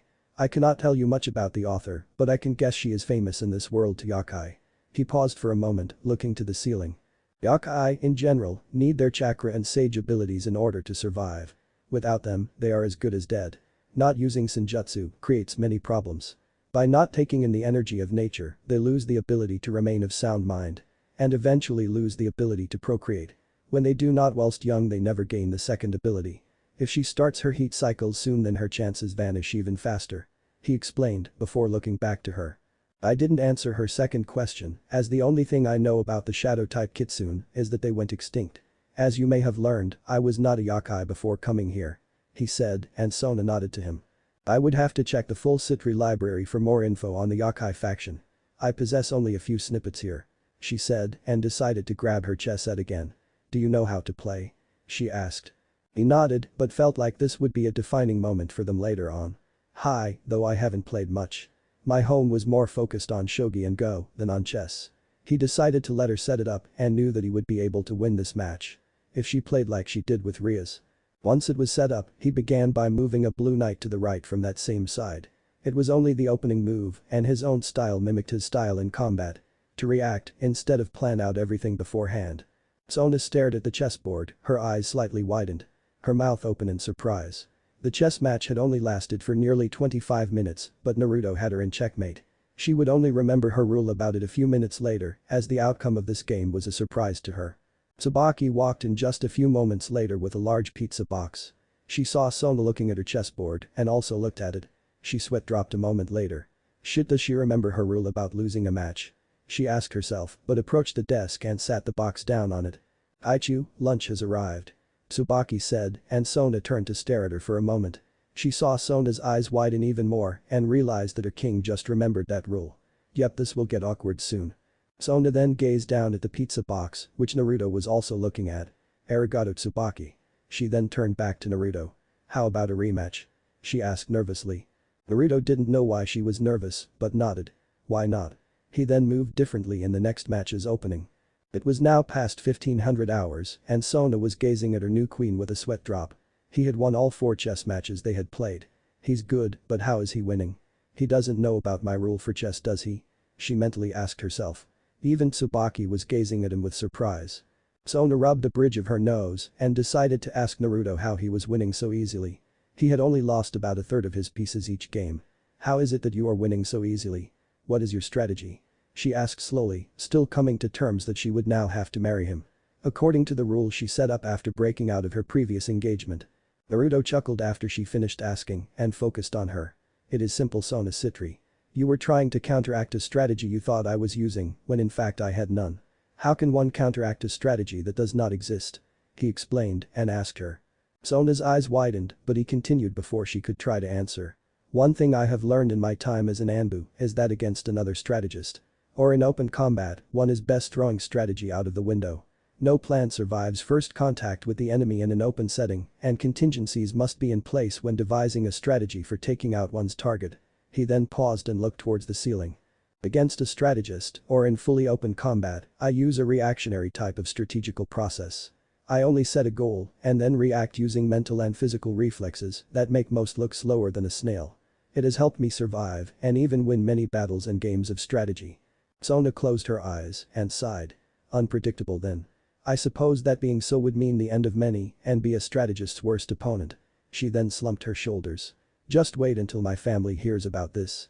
I may have to tell them myself if she stopped and clenched her hands on the desk. Her head slumped as well. Naruto raised an eyebrow and fished for her to finish. If what? Tsubaki decided to explain for their king.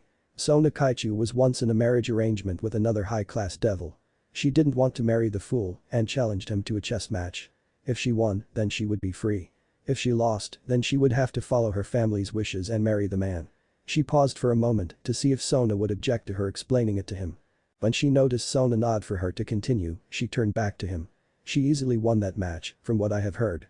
However, her father was nearly labeled as something unsavory by the family that wanted this proposal to happen. Kaichu made a rule in front of the council of devil elders. If a man was able to beat her in chess without fluking, she would marry that man without issue. She then looked back at Sona. Naruto closed his eyes and sighed. Well, that's a real clusterfuck. Probably should have told me that before we started, but I suppose it's out of our hands now. Was there a mystical contract involved with this rule? He asked Sona, opening his eyes to gaze at her. Sona opened her eyes and stopped to think about it. She didn't get far in her thoughts, however, as a magic circle glowed on her desk. "So Tai-Ian," came the sound of her sister's shout. The circle seemed to be trying to break from the volume of the shout and Naruto had to cover his new ears. Sona sighed before speaking. "Please Ni-sama, do not scream. Now what is it?" She then put her head in her left hand while the elbow of the arm rested on the desk. Naruto rubbed his ears and glared at the circle. If this is what I can expect from her family, then I hope we don't actually meet often. He thought, which got a chuckle from Kurama. "I called to see if your cute queen was awake yet and Ka-san wanted to tell you that she will be visiting this weekend." Seraphil answered, a lot more quietly. Sona sighed in relief at the fact that Seraphil wasn't screaming anymore. "I see. Arigato, Wani-sama." She then paused and watched as Naruto continued to rub his ears. "Hi, he is awake. Though I have a favor to ask of you." Sona then gazed back at the circle and waited for Seraphil to respond. "What you need, Sotan?" Sona sighed and asked. "Did Tusan ever use a magical contract to write about that engagement rule I made? The one that I made after getting free from that other contract?" Naruto stopped rubbing his ears and all three paid attention to Seraphil's next words. "I'll have to see anyway, I'll look before coming to see you tomorrow," Seraphil said and the circle disappeared. Sona sighed and rubbed the bridge of her nose. "Damn it, I was hoping she wouldn't come back for a while," she said with a groan and turned to look at Tsubaki. Tsubaki grimaced and turned to leave. "I'll prepare your Ka-san's preferred brand of tea leaves. Tomorrow is Saturday, after all," she said as she opened the door. Sona nodded before turning back to the chessboard. "Arigato, Tsubaki." She then looked at Naruto. "I hope this doesn't get in the way of anything between us, for a while at least." She then reached into her bottom left desk drawer and pulled out a bottle of whiskey with 2 glasses. "A drink?" she asked before putting the 3 glass objects on her desk. He noticed that she only did this due to stress. "Only if you'll allow me to smoke as well," he replied. He pulled a pack of cigarettes out of his pocket to mention when she nodded, as well as an ashtray. He didn't bother with a lighter and used a small amount of chakra to light the one he pulled out of the pack. Sona's nose twitched slightly as she poured the 2 small glasses full. "Vanilla?" she asked as she pushed 1 glass to him. Having smelled the scent of the smoke, she then looked at him. His eyes had closed and he seemed to be content with the scent. "Hi, my preferred scent for tobacco," he responded after taking a drag. He then used a bit of mana to open the window to the left of her and blew the smoke from his lungs out to it. Sona hummed and closed her eyes. "It's better than most," she said and sipped from her glass. "It's actually pretty good. I don't normally like the scent of smoke much," she thought before passing him a glass mat so that the desk wouldn't be marked. Naruto nodded and proceeded to sip from the glass she gave him. "Different than I've had before, but not bad," he said. He then opened his eyes. "I take it that most our age cannot drink alcohol?" Sona nodded and took another sip. "Not in the human world. Only when they reach a certain age are the humans allowed to imbibe. I take it that in your world it was different." Naruto took a drag of his cigarette and answered. "As shinobi, or part of the daimyo's military, yes. You were considered an adult the moment you put on the headband or officially declared by the Lord. Otherwise, you had to be 18. He then took another sip of his alcohol after he blew the smoke out again. Sona nodded and decided to learn more about her new peerage member. "What was your reason for joining your home's military, if I may ask?" Naruto hummed and looked at the ceiling again. "Originally, it wasn't my choice. My home's leader, the Hokage, did it so that I could protect myself. If the village learned about who my parents were, it could have led to another war. Hiruzen decided to induct me secretly into the Anbu and even went so far as to destroy all evidence of my existence outside of my birth. He took a sip and drank again. The only thing he could not destroy was the Namikaze and Uzumaki family tapestries. He thought that they had seals in place to stop it, but it wasn't a chakra ability. My father used his own arcane knowledge to seal them. He then looked back to her. Over time, it became the only thing I knew. Until I became a captain and learned everything about my family. I also learned a few mana arts and had even started to learn about the primordials until Hiruzen gave me my final mission. He then sighed. I was considered a strange captain for my squads. I still wore my heart on my sleeve and was even considered the brightest member of Anbu.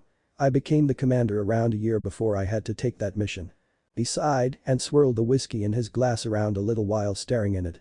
I was tasked with watching over my own generation as they were becoming ninja. That mission only recently ended with their deaths, the deaths of my friends. He then looked back at her. Would I change it if I had the chance? Only their deaths, not the fact that I was forced to be a part of the Black Ops. I hold pride in my accomplishments, but even I have to say that it wasn't the best choice. Sona nodded and gazed at the clock. It was now 16:30 and she knew that Tsubaki would be preparing dinner soon. She finished her glass and stood. Naruto followed her by drinking the rest of the glass she gave him and then putting his cigarette out in the ashtray he had summoned. He stood and closed the window the same way he opened it earlier. The two left her office and proceeded to the dining hall. She still needed to give him the full tour, but she would wait till after dinner for that. Citri Manor, Underworld. 1700 hours, 19th of June Friday. Seraphol Leviathan appeared in her family's manor directly in the dining hall. Tucson. She called to her father, who had just sat down with his wife for tea. He appeared to be in his late 20s, though his hair was beginning to gray a little on the sides. His eyes were a deep mix of cerulean and amethyst. Across his left eye was a vertical scar that he received in the Devil's Civil War. The scar came from the last hereditary Leviathan on the throne at the time. His appearance was more like a knight from the medieval era of Europe, whilst his ensemble was a more modern business attire. He turned to his daughter, who now held the throne of Leviathan and had actually followed the true original Satan's ways. Many had forgotten that the original four did not care about fighting the other factions, but their grandchildren started those wars. Yes, princess. He asked her warmly, even his voice sounded like a righteous knight and still made many females swoon. Seraphol approached her parents and seemed to be in thought. The two others waited for her to finish thinking about what she would say and knew not to interrupt her while she was doing so. She only waited a few minutes to get her thoughts in order. I called Sona to let her know that Ka-san would visit her tomorrow and I learned a few things these past 2 days. She said and paused to see if they would ask. They didn't, as was normal. They would learn everything from her by allowing her to explain things at her own pace. Sona has finally acquired a queen and it's quite surprising on what he is and how powerful. She then pulled a picture that she had taken while there, not even letting Sona know that she did. He is a Kikbi and while I was there I sensed his power level. She then turned her head to look out the window. He is weakened, for the moment. As he was thrown through the dimensional gap from another dimension and chosen by Office to be her champion. This made their eyes widen, but they wouldn't say anything until she was done. His power, while in a weakened state, is just slightly beyond Surzich's power level. This made her father gape, as only 2 others currently alive were stronger than Surzich's Lucifer, formerly Gremory. Office herself, and the dragon of the apocalypse known as the Great Red. Even her mother, Amelia, gaped at her. She then handed them the picture she had taken. Lord Melodia Citri gazed at the photo and gulped slightly. Amelia also took in the features of Sona's new queen. They could feel the power in the image and even took note that the body of the young man was built for the most rigorous of combat, speed, and stealth. His name is Naruto Uzumaki and no, he is not related to Lady Yasaka.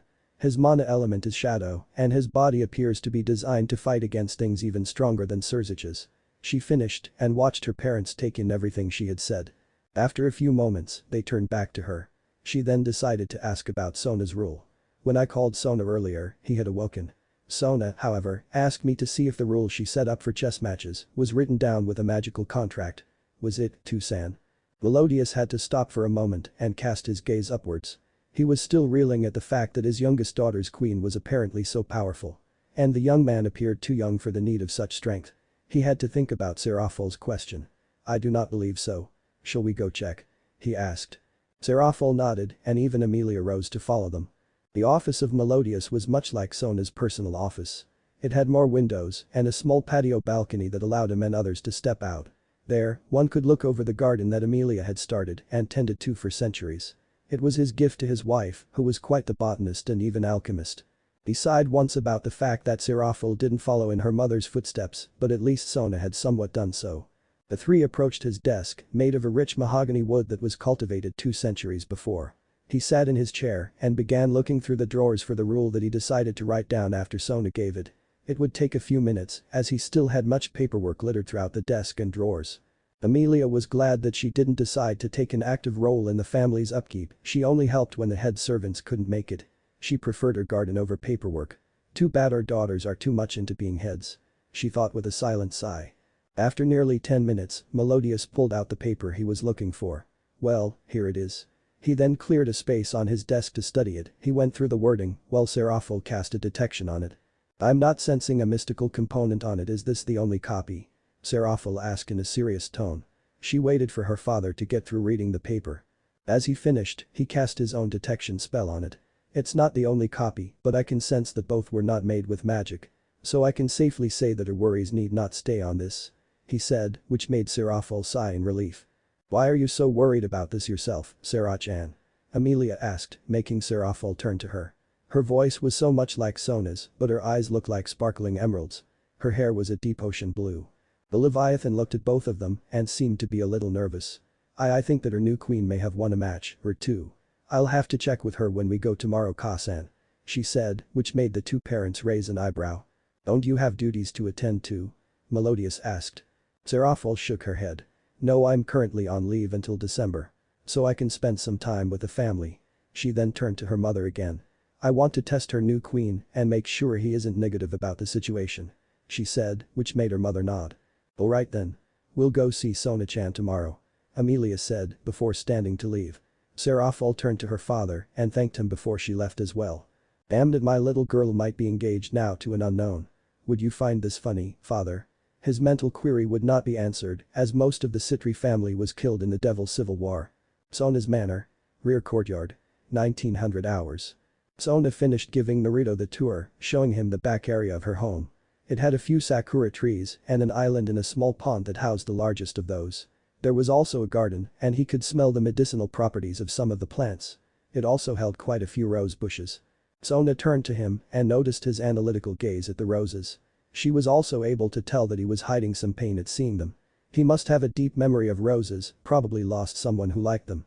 She waited for him to stop gazing at the flowers and spoke when he turned back to her. As you know, this is my main living area.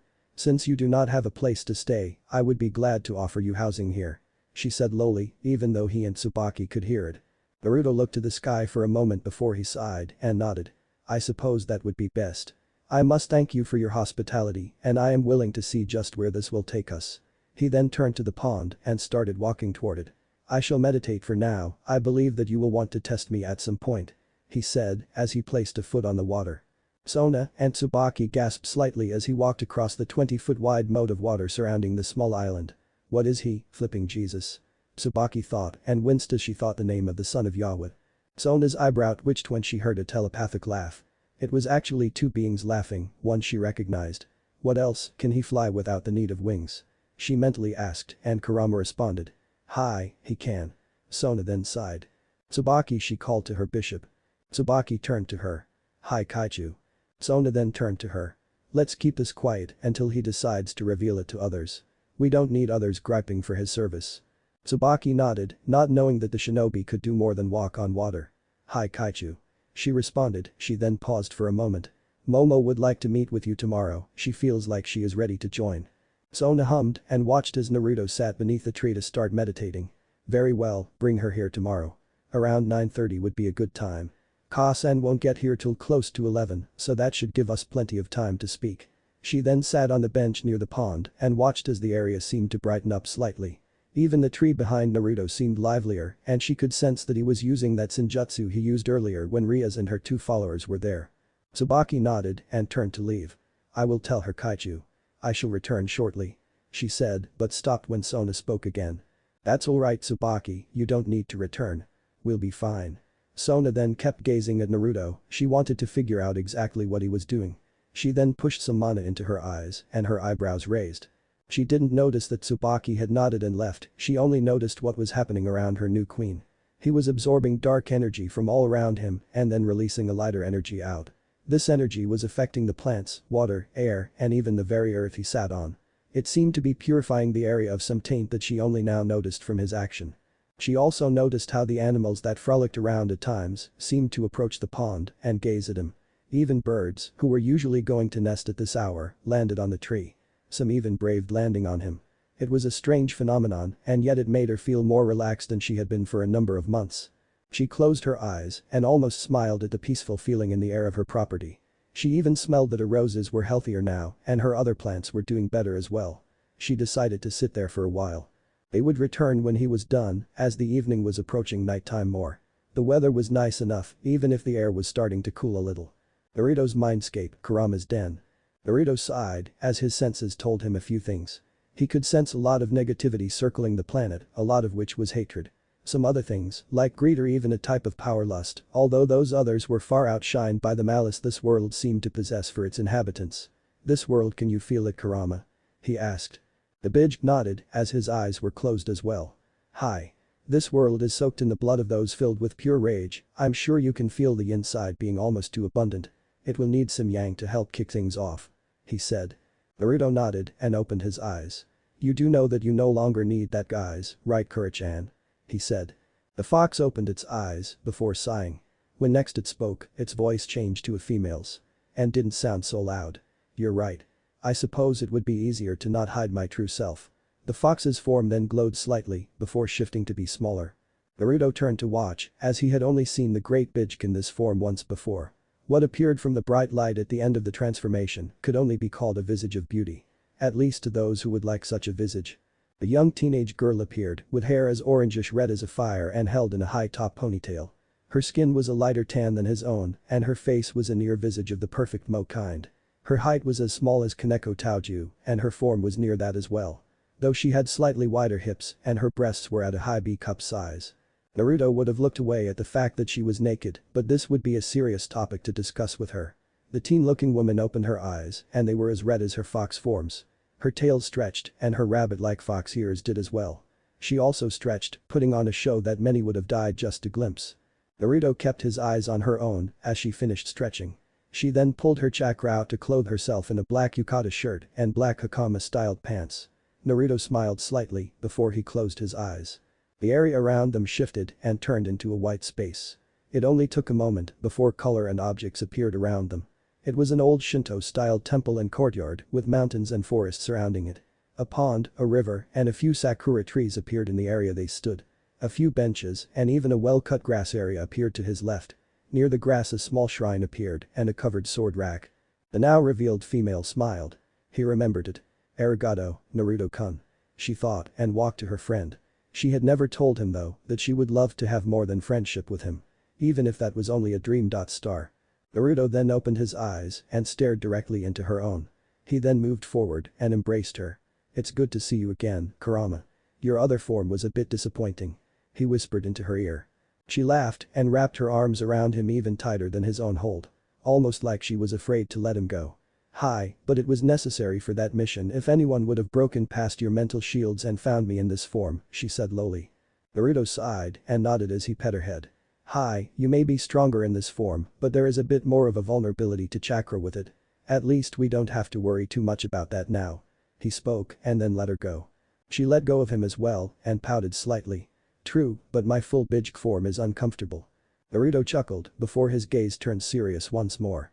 "We need to figure out what the Ouroboros wanted us here for and why she sent us directly to Miss Citri." He then turned to the grassy area. "Let us spar, we think easier on the move." She nodded before heading to grab a wakizashi. "You're right. Let's see if I can keep up with you, sensei." She jokingly called to him as he made another blade appear in his hand. He formed a clone to continue the nature chakra exercise he was doing. "Shall we try the usual style or something different?" he asked as he stepped onto the grass and slid into his stance. It was the same stance he had used against Sasuke, but Kurama shook her head. "How about the Dark Slayer style?" she asked. This made Naruto pause for a moment and look up. She then pulled on the bond he had with Sona, pulling the young devil into the mindscape while he was distracted. Sona appeared on the bench facing them with her eyes still closed. This will let her see some of his ability. Kurama thought and spoke. "Please, Naruto-kun." Her eyes took on the most influential expression that would make him cave in. Puppy dog eyes, with a teardrop and pout. When he looked back at Kurama, he stiffened slightly. Damn it. No. Not that look, please. He mentally shouted. He sighed after a minute, not even noticing that Sona had opened her eyes to see what was going on. Or even that she was there. Fine, Kurama.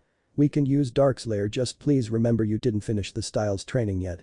He then dismissed his current blade and summoned a new one. An okatana still resting in its scabbard appeared in his left hand. He held it by the scabbard, with the handle facing towards his opponent.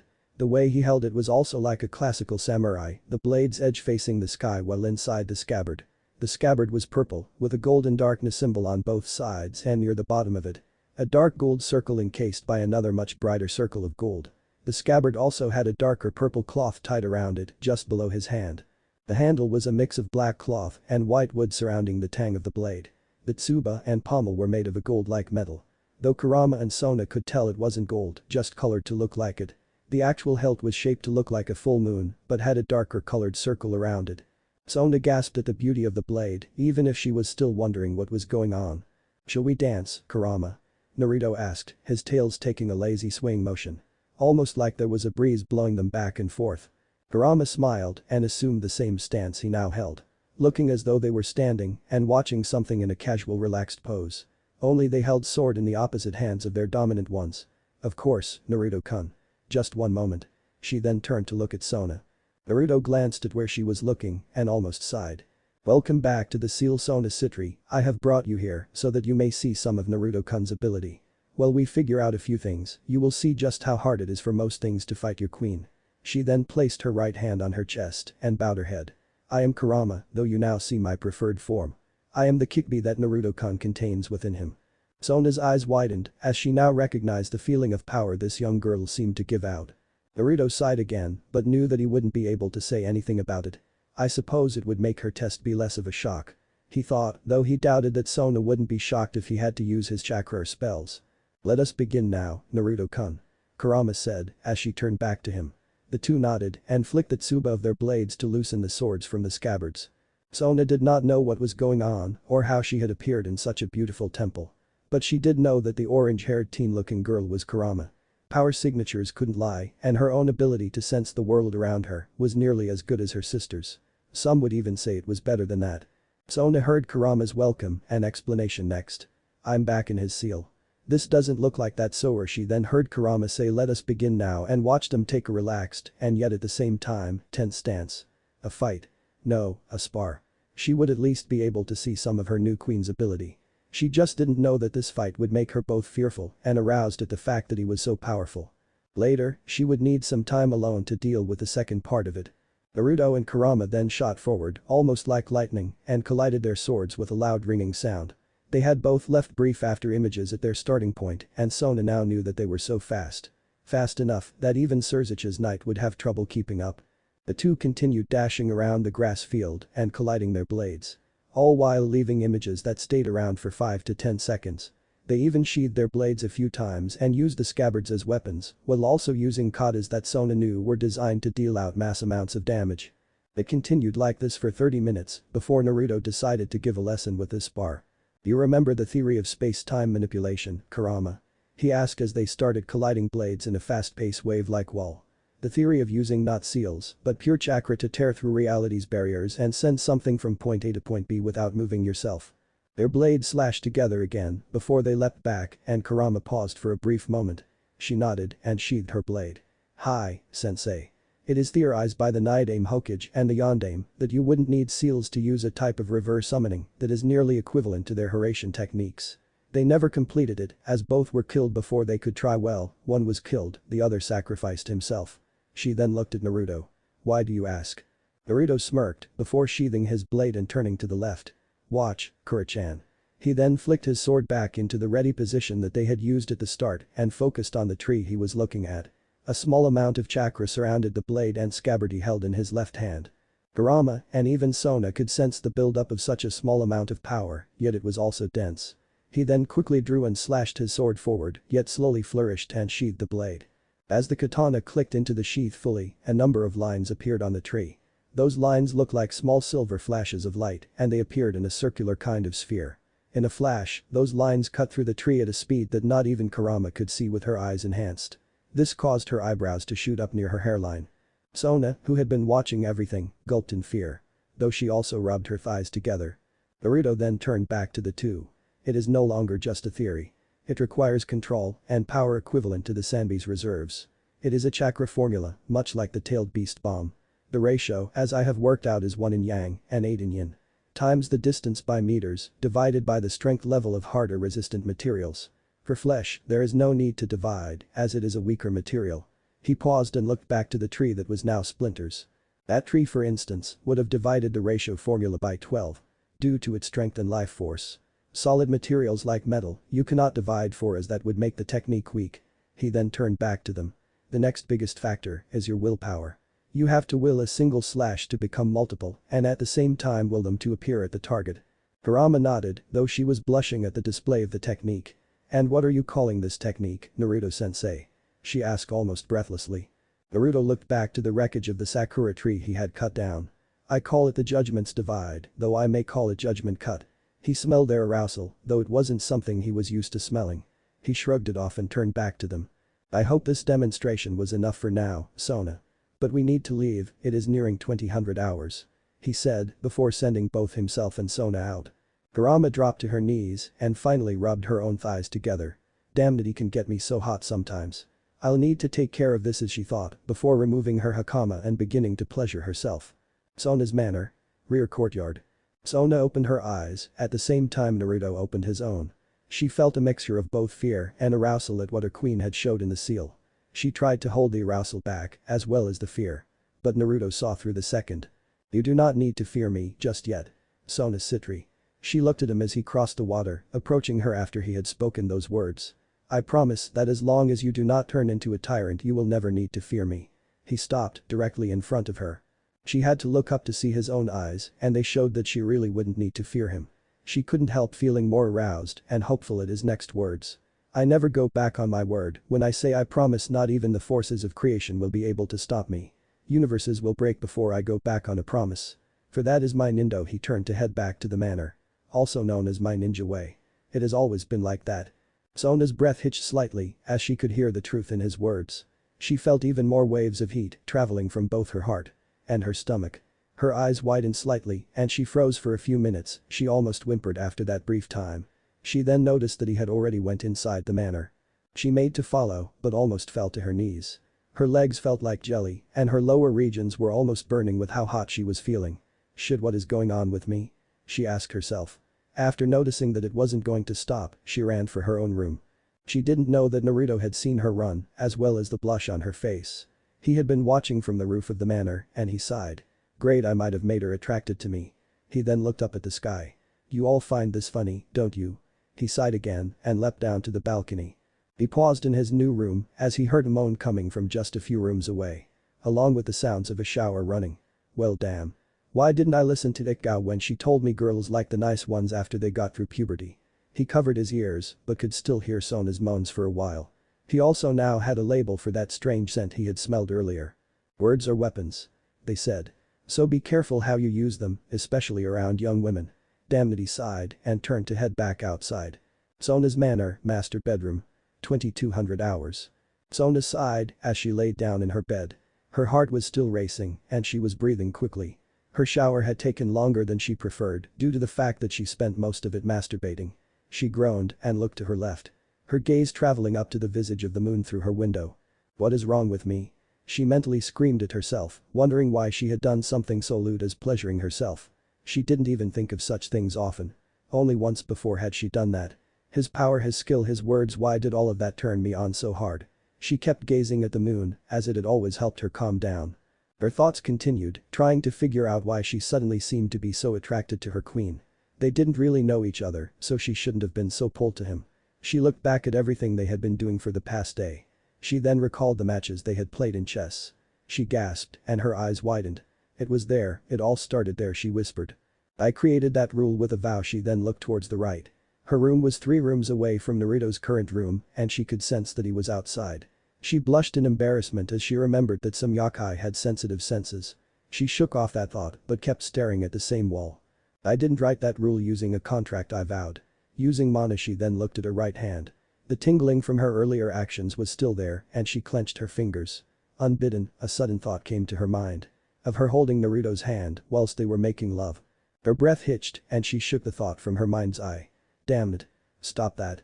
She almost yelled out loud but kept her mouth quiet. She took a few breaths and turned to look back at the moon. It failed this time to calm her as she imagined him being with her on a moonlit night and treating her like a goddess. It would be a few days before anyone else realized that Sona Citri was having some trouble. Sona's Manor, Entrance Hall. 20th of June, 8 o'clock. Tsubaki arrived in a circle of magic, waiting to see if anything had happened. She cast her senses around the property and sighed in relief as she felt that Sona was still alive. "Your loyalty is commendable," spoke the voice of Naruto, making her jump and turn around. She saw the young man standing next to the door. "I would go so far to say that you would have made a decent Kunoichi with how loyal you are to your king," he finished saying as he stared out the window to the left of the main door. Tsubaki was a little tense, but she didn't feel like he would try anything. She watched as he continued to gaze out towards the gate of the property. He sighed and turned to her. His strange eyes gazing directly into hers, appearing to gaze directly into her soul. She felt like he was, and it made her nervous. "Do not be so tense. I told Sona that I would work with her and you, so you don't need to be like that. I will tell you what I told her yesterday. I never go back on my word. My words are a binding contract, when I promise something I keep it," he said before turning to head towards the back of the manor's interior. Tsubaki could feel the truth in his words, but she also felt a sense of despair. He was powerful, and she could also see that he was fast. Should anyone she knew in this town try to fight him, there wouldn't even be a funeral. There wouldn't even be a body to bury. She sighed in relief as he disappeared towards the back entrance. She then turned as she heard Sona coming down the stairway. "Did Naruto leave?" her king asked. Tsubaki nodded and turned to head towards the kitchen. "Hi Kaichu, he went to the garden area," she said and knew that Sona would either follow her or head to the dining hall. Tsubaki decided to start making breakfast while still keeping an eye out on Naruto. She walked through the manor towards the kitchen and stopped as she felt a buildup of power. She knew that it was chakra as she had seen and felt a few other types of yokai do the exact same thing that he was. She turned to look out the window of the dining hall, as did Sona. They watched as he surrounded himself in a blue fire, though they also noticed a few red and purple wisps of the energy throughout it. Sona blushed as she felt a warm presence from the energy, while Tsubaki shivered. "He's working on trying to replenish his energy. I didn't know that yokai could do that," Sona said in a whisper. Tsubaki turned to her before looking back out as the power level seemed to stop building. They then noticed how another energy seemed to flow into him and help a little with replenishing his energy. It was small though, and Sona noticed his frown after a few moments. Tsubaki didn't really know what he was doing and turned to Sona. Sona sighed and worried at her lower lip. Tsubaki knew that she only did this while in deep thought.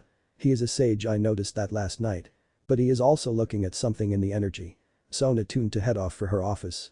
She would need a few books to see if she could find information about this. "I'll be down in a moment, I need a few texts." Tsubaki nodded before turning to go to the kitchen. Sona's manor, office. Sona sighed as she looked through her collection of books. Grabbing a few on yokai and any she could find about their senjutsu and chakra practices. She turned to look out the windows behind her desk. She saw Naruto, who appeared to be frowning even harder than a few minutes before. The energy he was taking into himself suddenly stopped flowing and he stood while appearing to sigh. She saw him look around, his frown deepening even more. Something doesn't seem right, but the plants around him are doing better. What is it? She asked herself. Her mental question was discarded after a moment when she saw him turn to head back inside.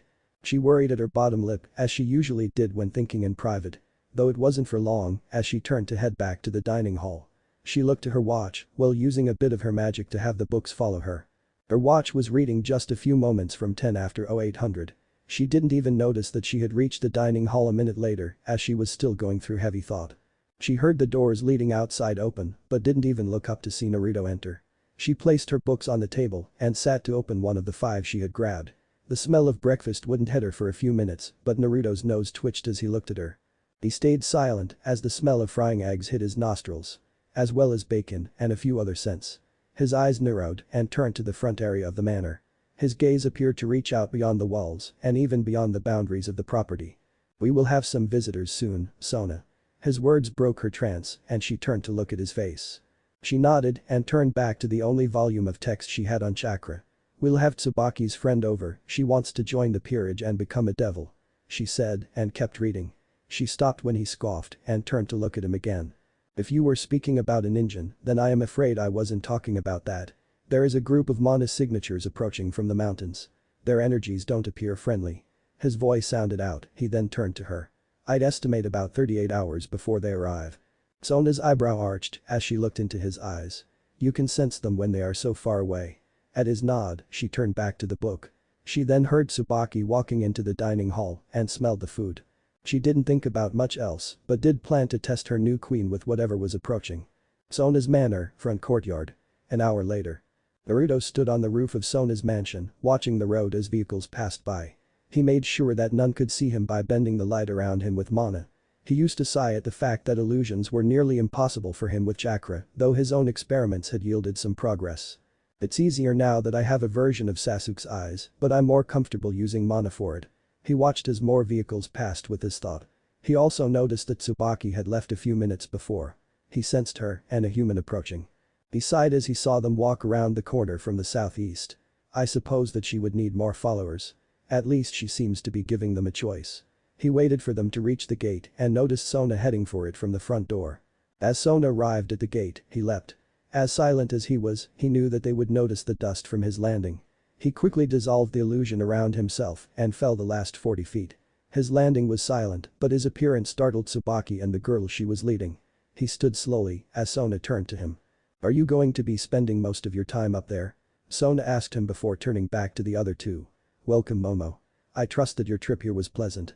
She didn't pay attention when Naruto scoffed at the question she had asked, but did notice that his gaze was on the new arrival. Momo was still staring at the blonde, but nodded at Sona. Sona smiled lightly. That is good.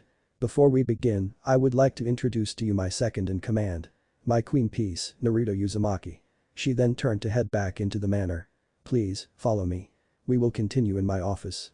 Tsubaki noticed that her king was a little out of it at the moment, but she didn't know what could have caused Sona's seemingly negligence to paying attention. Are you alright, Kaichu? She asked. Sona hummed and looked back to her. Hi. Just a little tired. I had to make sure everything was ready for today. Sona then turned back and continued to lead them inside. Naruto stopped before reaching the front door and decided to use the shunshin to get there first. Sona sighed while Momo gasped at how he disappeared. Tsubaki could sense that it wasn't a sigh of frustration, however, she could feel the Citri was a bit relieved and at the same time, confused. What is going on? Sona doesn't seem to be here fully. She asked herself while following the girl with Momo. It took them a few minutes to walk from the first floor entryway to Sona's office on the second floor, and when they arrived they found Naruto near Sona's desk. He stood as still as a statue near the open window to their left while facing him, he had a cigarette light and was inhaling from it. Sona smiled slightly as the scent washed over them. It smells nice, she absently thought as she moved to her chair.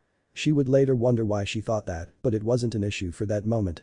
Now then, she said as she sat in her chair, I hope you will come away with some decent knowledge at least. Even if you do not accept becoming a devil, you will still be a friend of Tsubaki's. And I will at least call you friend as well. She then motioned for Momo to take a seat. I also hope that you will at least consider everything carefully, even the consequences that could pop up with others in this town. There are many perks for being turned, however, there are also a few consequences. She then started to explain to Momo about the devil race. Naruto watched silently and also learned a few more things from Sona's words. Both about the devil race and of Sona herself. An hour later. Sona sighed in relief, having just turned Momo and getting the girl set up for being her second bishop piece. She had noticed that Naruto watched the ritual with an analytical gaze and had even summoned a notebook to write in. Tsubaki had watched him during the ritual and caught a glance of what he was writing. His notes were detailed about the ritual, even putting side notes on the magical process. Tsubaki had let her know and she would talk with him about it. Most didn't think to question or actually think about the magical process of changing races. She knew that only a Juka Beelzebub could say more about it, but even he didn't really take the time to fully research what happens in the resurrection phase. He seems to have a scholarly mentality when it comes to magic. I wonder what type of conversations could come to us. Sona thought as she looked at the clock in her office. It was close to the time that her mother would appear, though she thought it wouldn't be for another hour. That was intriguing, though I'd have to see another ritual to cement the facts of such a ritual. She heard Naruto say and turned to see him flipping a few of the pages in his notebook. You seem to have a fascination with magic, it is good to see someone taking time to research things that most take for granted. She replied, causing him to turn his gaze to her. There are many reasons that most do not question such things. In Anbu, we are taught to take facts with a pound of salt. When said facts are only given by word of mouth. He responded after a few minutes. The most important words for any critical thinker are who, what, where, when, why, and how. Most do not ask those 6 questions as they are not able to properly think. He finished, turning his gaze back to his notes. Most people either cannot or just do not question what is happening around them. They are like sheep in that regard, and many also take on the guise of a parrot, saying things that have already been said just to make them sound intelligent. I do no such thing. I always question what is happening, I always question everything around me so that I may understand just why they are happening. He said, before walking to the chair in front of her desk. Sona's lips turned upward slightly, a small smile, though he noticed it was a true one. It pulled at him a little, and he felt his breath catch. That is a good way of living. Questioning what is going on around you. You are right that most do not properly think. She said, and then looked into his eyes. I hope that you never let go of that type of personality. Naruto nodded and decided to place the notebook before her. I'm not sure if you know what happens during that ritual, but this is what I saw, though I will have to see another ritual to be certain. Sona took the book and opened it. Her eyes widened after a few minutes of reading it and her gaze turned back to his eyes. If this is true, then we'll have to get in touch with Beelzebub-sama.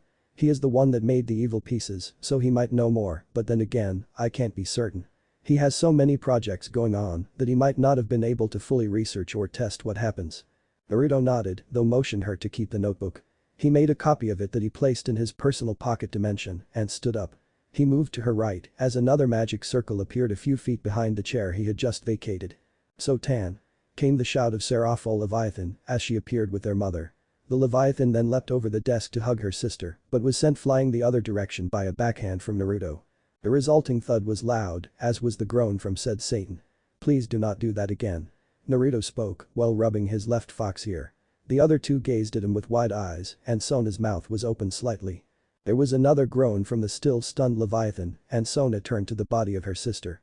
She almost laughed at the sight of diplomatic Satan before turning to her mother. You are early, Kasan. She said and turned back to Seraphol. One-sama, please keep in mind that my new queen has sensitive ears. She then blushed slightly, remembering what she did the night before. Damn it. That means he heard me. She would have to set up some sound barriers soon. Especially if it keeps happening, I need to figure out what's going on. Her thoughts made Naruto look at her slightly before he turned back to look at Sona's mother. She didn't know that he could read her surface thoughts every now and then, it was a skill he picked up after his sage training. A type of mental skill he had discreetly had clones research through a few of his tomes on magic, while Killer Bee was supposedly helping him tame Kurama's power. We played those parts well, didn't we? He had asked her before Sasuke caught up with him. It is good to see you, my dear daughter. Spoke the other woman after a few minutes of reining in her shock at the blonde man's actions. This brought Naruto's attention to her and he had to say that they looked alike. Though he would have sworn that she was a sister with a different hair and eye color. After Naruto looked her over for a moment, he turned his attention to the now standing Leviathan. How did you have to hit me so hard? She asked as she approached the desk. Naruto's eyebrow twitched and he sighed. Did you have to be so loud in your greeting as well as jumping over the desk when I have no idea on who you are? I am a guardian of Sona for now and I couldn't be too sure on your intentions whilst dealing with my ear almost exploding. He asked in a monotonous deadpan tone. Seraphol rubbed the back of her head sheepishly and blushed slightly. Amelia also blushed at the sound of his voice and at the power he seemed to throw out with it. She could tell that he was a leader and that only those strong enough could hold such positions outside of the mundane world. And you must be the new queen of my daughter's peerage. I am Amelia Citri, it is a pleasure to meet you. Sona's mother spoke before walking over to shake his hand. As she grasped hands with him, her eyes widened at the sense of power rolling off of him. Uzumaki Naruto, I hope we can get along, Citri-san. He replied, noticing her surprise at the power he was unconsciously throwing out. A contact sensor, those are rare, he thought, remembering one of his tomes giving a small bit of information on that type of sensor. They could sense normally, though if they made physical contact, they could sense everything about a body. And I am magical girl Leviathan. Seraphol said while waving at him. She then saw her mother and sister glare at her. Seraphol Leviathan, formerly Citri. Though never married. I am Sotan's elder sister. She corrected herself. Also known as the diplomatic Satan of foreign affairs. Naruto sighed before also offering his hand. A pleasure, just please don't scream so loud again. He then returned to Sona's side. She rubbed the back of her head again and he finally got a good look at her outfit. He sighed again before taking note of Amelia's dress. It was a royal blue and had a few tree images on the stomach. reaching down to her knees and had a smooth texture. It reached up to cover her shoulders before going on down the back. He couldn't see it, but the back had an image of a great tree. Her arms were bare, except for the elbow-length royal blue gloves. She wore black shoes that were formal, with dark green leggings that disappeared up her dress. The shoes were not high-heeled, and he could tell they were made for fast movement. Her eyes were looking at Sona, and the solid green of them reminded him of emeralds. Her deep blue hair was tied in a ponytail and reached the middle of her back. He could tell it was natural, as his eyes finished rolling over her again. "It is good to see you, Kasan, Wani-sama. I will have Tsubaki bring us tea when she returns," Sona said, before looking to Naruto. He had scoffed slightly and summoned a tea kettle from his personal pocket dimension. "No need, I have tea already. Preferred brand already made," he said as he placed the kettle on the desk and summoned 3 cups for them to drink with. He then pulled a cup of coffee from his pocket dimension as well. Milk and 4 spoons of sugar already added. "I get the feeling that you abuse pocket dimensions, don't you, Naruto?" Sona asked. He shrugged, taking a sip of his coffee. Mallet space was designed to be abusively used to store things inside of it.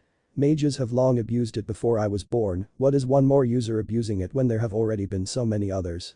He spoke, making 2 of the 3 nod. "Don't talk about mallet space. That's breaking the 4th wall," Seraphol nearly shouted. Naruto gazed into her eyes and deadpanned. "There is no 4th wall. I disproved that when I was 9.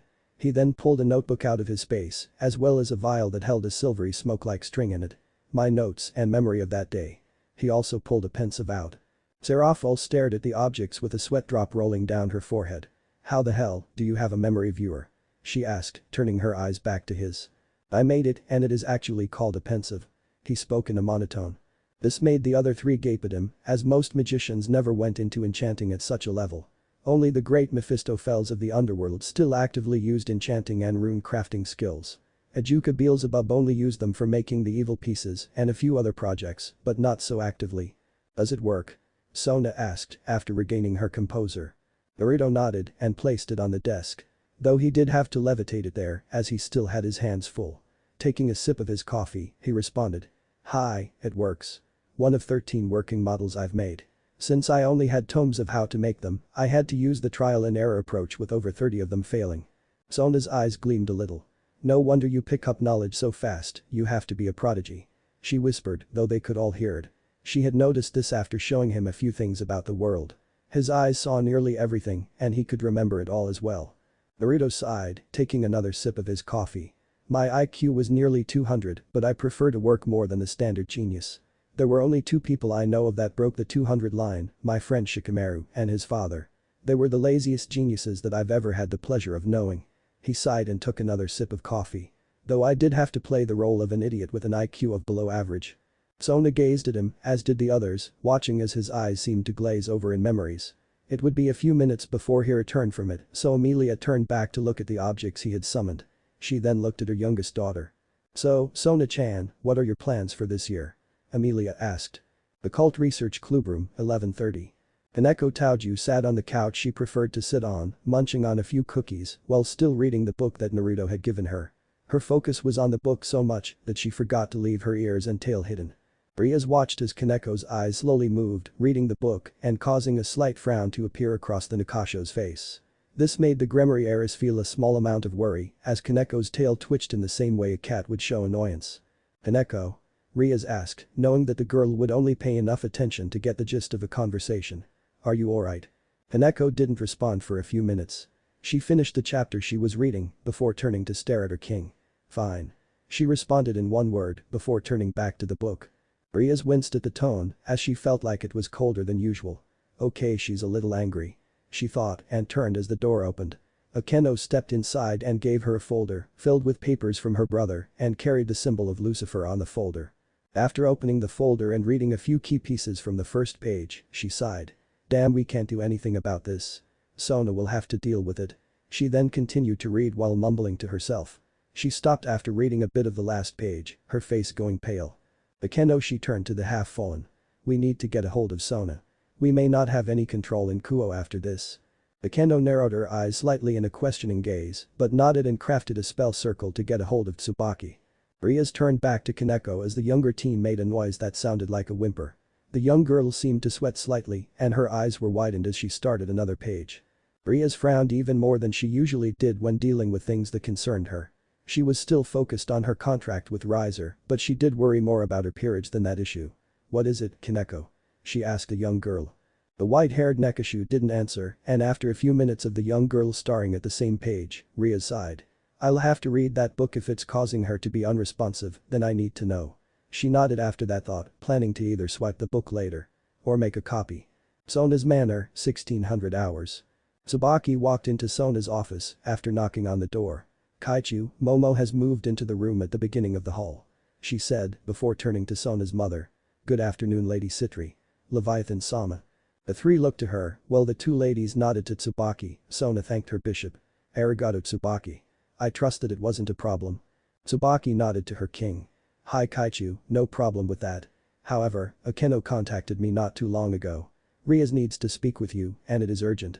Sona nodded before looking to her sister, who giggled. Her eyebrow twitched slightly before she sighed. "What is it, Ni-sama?" Serafal rubbed the back of her head and smiled sheepishly before answering. "I may have conned Surziches into giving you complete control over Kuo." Her eyes looked up to the right of Sona, a habit she had whenever she was embarrassed about something she did. "In exchange you will have to keep Riser Phoenix from entering the area while Riatan is here." She spoke those last words a bit lowly, as though it was an embarrassing issue. Sona stared at her sister for a moment or two and then sighed again.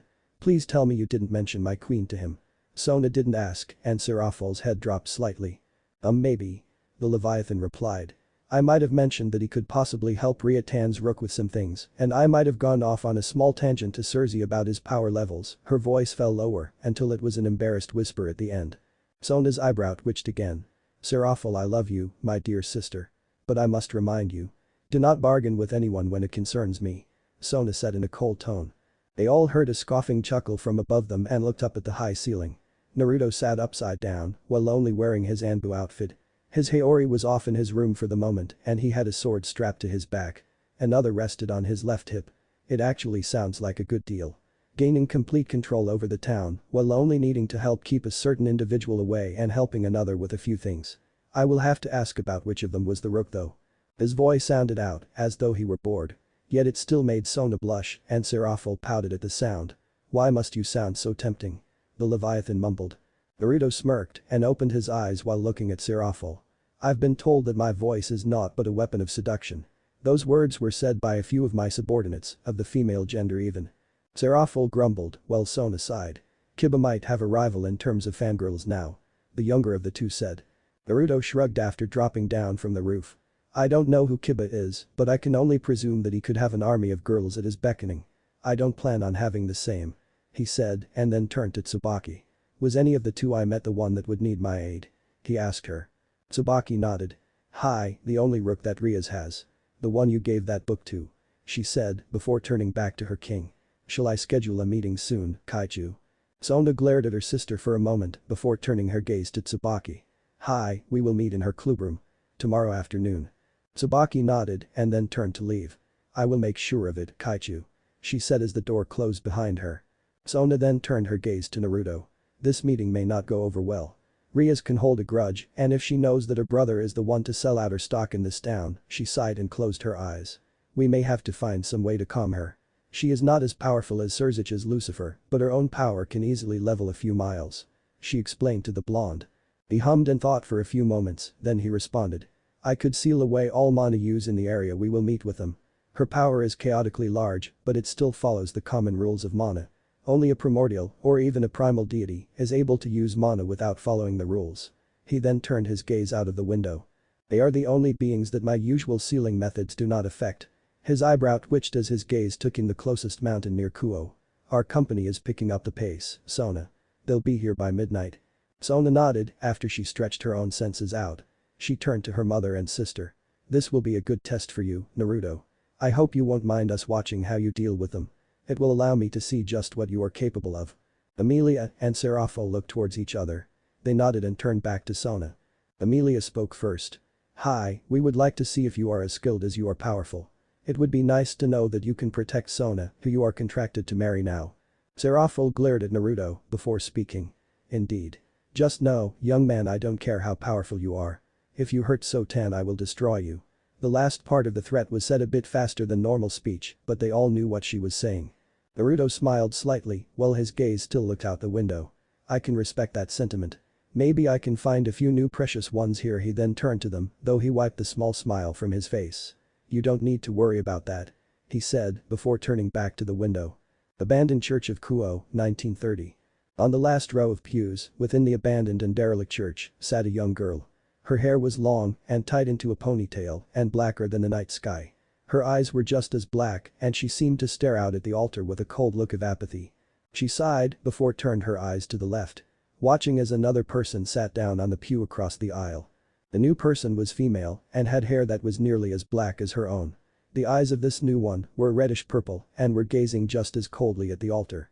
The young-looking girl sighed as she saw the outfit, a two-piece BDSM-styled bikini with high-reaching high-heeled boots. You called, Lady Office. I am here. Came the voice of the newly sat young woman. The office hummed, yet remained silent for a little while. Still staring at the ruined altar, knowing that her current visitor would wait for her to speak. I have a champion now, Rainer. Though he does not yet know it, he will be the one to help stop the true apocalypse. Her words came out slow and seemed cold. The young woman, who was named Rainer, nodded.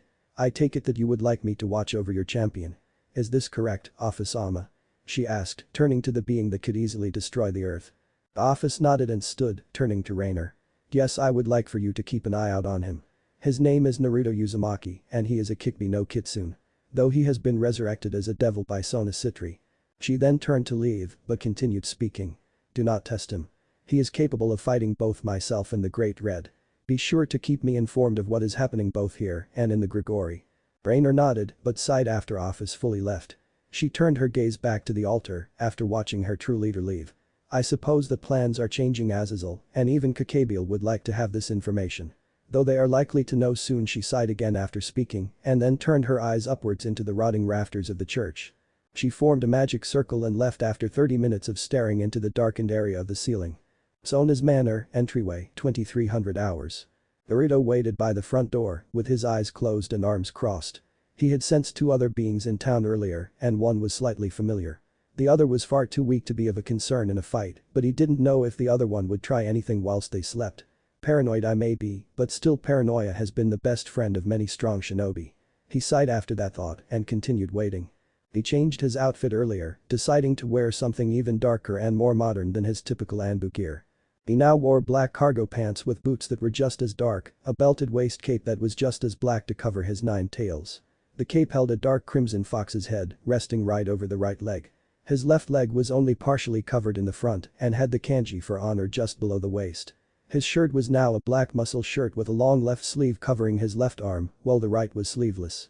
The neckline of the shirt was extended to his chin and held a V-line that reached just above the middle of his chest. Both arms had black bracers on them to protect his lower arms. His pants hid the black metal plates to protect his shins, and his shirt hid a specialized mesh material to protect his torso. On the belt holding his cape, he had a short sword that was double-edged resting from the right hip on the back side of the belt. He placed it there to grab in a reverse grapple style. On his left hip sat a black pouch that was filled with shinobi gear. Kunai, shuriken, smoke bombs, and senbon. His back held a katana, the hilt resting just behind his right shoulder. The weapons were under a minor illusion, so as not to be seen by normal eyes. Not even a seraph would be able to see them, though it had to have seals placed to do so. His control may be light years better than what he had to act with on his final mission, but chakra-based illusions were still a bit of a pain for him. He also thought of carrying a few sealing scrolls to go in the chest belt that was a dark crimson X over his chest, but decided against it. He sighed as the time ticked slowly to midnight. They would leave about 5 minutes before, though Sona had wanted to leave a bit earlier than that. He had pushed for only 5 minutes, as he could lay traps faster than she would think possible for most. It was Amelia that had actually gotten Sona to listen, though he didn't really care about that too much. You do know that this will be far too easy, right Naruto-kun? Kurama asked through the mental connection she held with him. Naruto sighed and responded out loud. Hi, but it is needed for them to see firsthand how good I am. Kurama hummed in agreement but didn't want to wait patiently for this test to start. True, but I still think it's a waste of time. Naruto chuckled and nodded. Hi, though you believe that taking out any who are weak is nothing but a waste. He then went silent and turned his head to the left. Opening his eyes, he spied the newest member of Sona's peerage trying to subtly spy on him from the parlor room. When Momo noticed he had caught her, she eeped. Before quickly hiding away behind the wall. This made his right eyebrow raise up and silently chuckle again. Doesn't that remind you of someone, Kuro-chan? He mentally asked the kitsune that was sealed in him. Her chuckle was heard, though she did not say anything. She also cut the connection so that her voice wouldn't be heard by him for a little while. He wouldn't know that she was getting jealous of the fact that other females were paying attention to him for quite some time. He closed his eyes again and would keep an ear out for when the other three would arrive. He cast his thoughts to what he knew of the mana arts and decided that he would need to study more about them. Along with learning of this world's background, I'll be reading a lot in the next few months. He sighed as that thought went through his head. He didn't notice that Sona was watching him from the top of the stairs or that she was seeing how calm his mana was. She was silent and also chewing on her bottom lip in a type of thinking gesture. Her thoughts were not only on the small test he would be taking in a while, but were also on her oath about that rule she had made. Her blush was small, almost unnoticeable.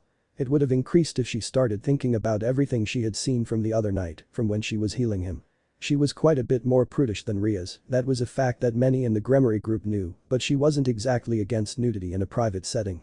She shook her head to get rid of thoughts that would make her blush even more, so as not to be grilled about it by her mother. Though if Seraphil asked, she would admit he was impressive in the nude. She shook such thoughts from her head again and turned to walk back to her office. She felt that it would be best to keep her mind busy with other things. They still had 40 minutes before they would leave. Naruto opened his eyes, exactly 38 minutes later. He sensed Sona, Seraphil, and Amelia as they walked down the stairs. Their footsteps were more quiet than usual due to the carpet they stepped on. His ears still twitched though, and he could have sworn that he could hear a fly buzzing a few hundred yards away. He cast his eyes upwards to see them step off of the stairs. He stood up from his leaning against the wall and moved forward. From his front right pocket he pulled out a pair of crimson shades and placed them on. He also pulled out his half-empty pack of cigarettes, took one and placed it in his mouth. He would wait to light it, as teleporting with a combustible substance lit up would be too hazardous. As the three ladies approached, he turned his eyes to the left and spoke. You might as well allow them to follow Sona, they could learn a few things by watching. His voice still sounded bored and his stance appeared lazy. At least it did to a normal person or a newbie. Sona could tell that his stance was a ruse, though she got the feeling that he would be bored with this test. I suppose you may be correct about that, she said before turning to her right.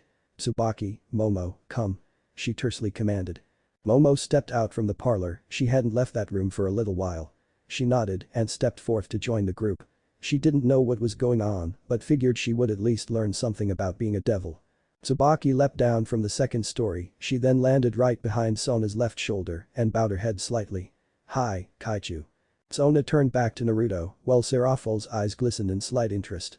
The Leviathan knew they were there, but their power was far too small to pay much attention to with her senses. Sona narrowed her eyes, feeling a small chill run down her spine. As well as a small amount of curious excitement. Lead the way, Naruto. She said and locked him in her sense before crafting a teleportation circle. The rest saw him step back into the shadows near the door. For a brief second, all they saw was the light reflecting from his sunglasses before even those disappeared. Seraphil gaped as he truly seemed to disappear. She couldn't even sense him anymore and was about to ask what happened. The others were about to as well, but they were pulled through the circle to their destination before any could say a word. The western woods of Kuo, 2355.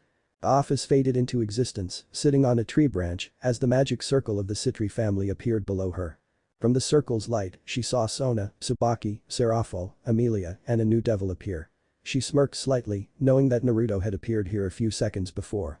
She watched as he approached the group, appearing to step straight out of the shadows of the tree across from them. She also knew that he had already laid traps. Let me give you a bit more of a challenge, my champion, she smirked and released a small amount of her power. She placed a small tear in the fabric of dimensions, but would wait to open it until after he had dealt with the grunts. She knew he had sensed her presence and the small rip. She knew his eyes were on her the moment she arrived and decided to wave at him slightly. She heard him scoff and mentally grinned at the sound. Sona spoke while stepping forth a few feet. I hope you are prepared, Naruto. Please keep in mind that when they arrive I will place a barrier around the battlefield. This will keep the battle in an alternate dimension, a pocket space if you will. She turned back to give Seraphil a look. This will keep the outside world from seeing and feeling anything that goes on here, and it will keep the damage from affecting the physical world. Seraphil Nisama will supply the power necessary for the barrier to keep it all in this place. Naruto hummed, understanding what she was saying. But knew that office would have to help with that. Let us see if you are as good as the legends claim, Ouroboros. He then turned away from them, facing the west. Sona raised an eyebrow and looked around. Are you going to play some traps? she asked, not seeing anything that could indicate a trap of any kind. She heard him chuckle lowly and turned her eyes to him. His response was almost a whisper, but she heard it clearly. Already done. She narrowed her eyes and looked around again. Not seeing anything, she decided to open her senses more. She couldn't really feel much in the way of mana, but she did sense something was amiss. She looked around again and saw a few glowing marks on many of the trees. She only saw this by using her mana with her eyes, and her eyebrows furrowed slightly. The marks were symbols that she had never seen before and seemed to be holding something back. Almost like mines. She realized after a few seconds. She cast her gaze back to him and nodded before stepping back. "They are here." He spoke after a minute. Sona nodded and turned to her sister, who was already casting a barrier around the area. It was 1 square kilometer in circumference, and most of the group could sense 20 new creatures in the area. Momo could not feel it yet, but Naruto's side only 20, damn alerted her to the fact that they were being watched. Naruto pulled his katana from its scabbard as a beast leapt out of the tree line. It was monstrous in the fact that it appeared like a medium-sized chimera. It had the body of a scaled lion, with large bat-like wings. A tail that looked more like an alligator's with spikes on the end and protrusions sticking out of its hind legs. "I didn't need to see that." Naruto spoke lowly and sighed again. After his words were spoken, the other 19 appeared as well. Each was grotesque and looked like things that even a mother would not be able to love. The first laughed after gazing at them all. "Looky here guys. We got grub. And some entertainment." He cackled before an earth spike shot up through his skull. The others stopped laughing as they watched their leader die. It was quiet for a moment before Naruto spoke again. "One down, you all are next," he said before raising his left hand in a half-tiger hand seal. He rushed forward as soon as his chakra activated the other 5 seals he had placed in the area. There were 3 explosions and 2 puffs of smoke that came from the seals.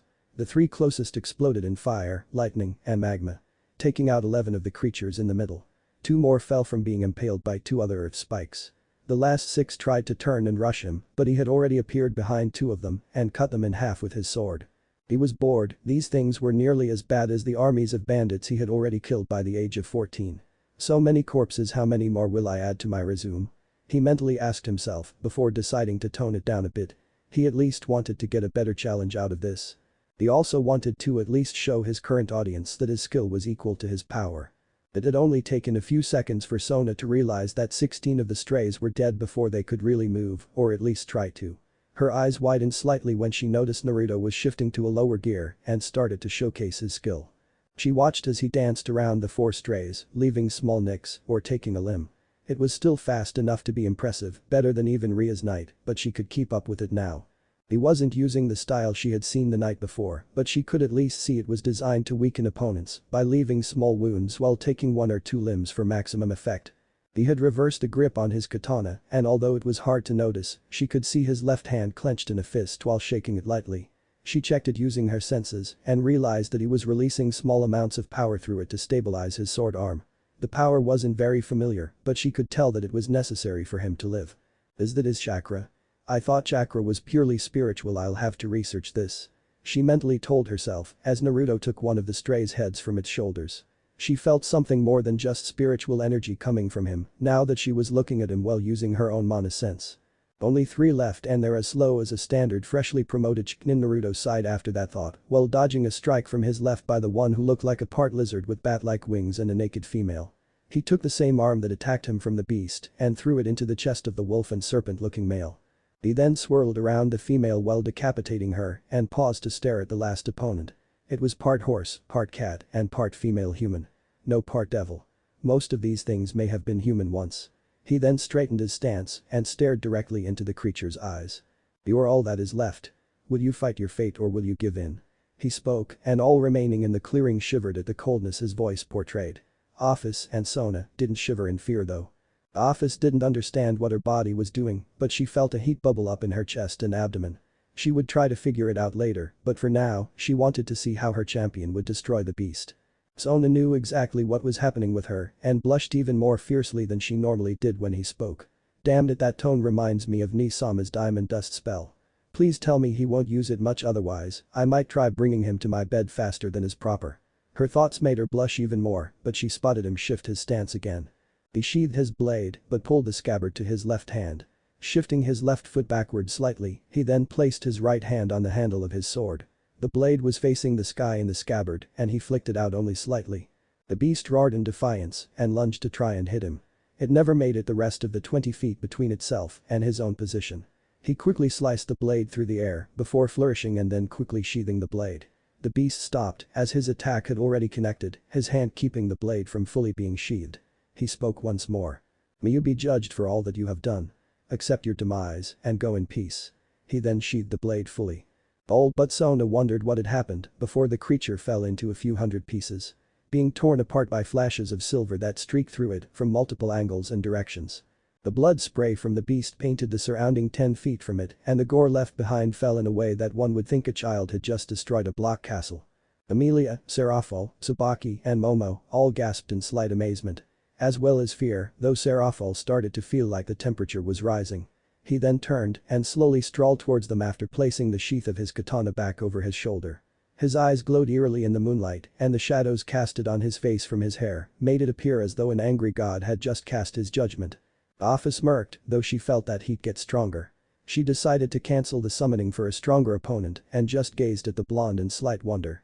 For he had done something with that technique to create a sphere of compressed void power and cast his sword slice through it while multiplying the number of slices. "You really do look like a devil right now, Naruto-kun. As well as a god. I hope to see more soon," she thought before disappearing without making a sound to tell that she had been there. She also failed to notice that she had called his name with an affectionate suffix. Sona's office 045, 21st of June. Sona sighed as she looked through the document that Serafal had given her. It was marked with the symbol of House Lucifer, so it was official. "I now own Kuo," she sighed again as her thoughts turned back to the small fight she had seen less than 40 minutes before. No, it was a massacre. And his cold tone, she thought as another blush grafted to her cheeks. Her right hand moved to her stomach and then started moving lower. She stopped herself after realizing what she was doing. "Damn it. Stop that." She mentally commanded herself and tried to shift her mind to something else. Her thoughts were derailed by her mother's voice. "You're getting worked up about something, dear. Mind telling me what it is?" End chapter. Author's note. It's a long one. What if Sona summoned Naruto High School DxD? End here and thanks for watching my video till the end.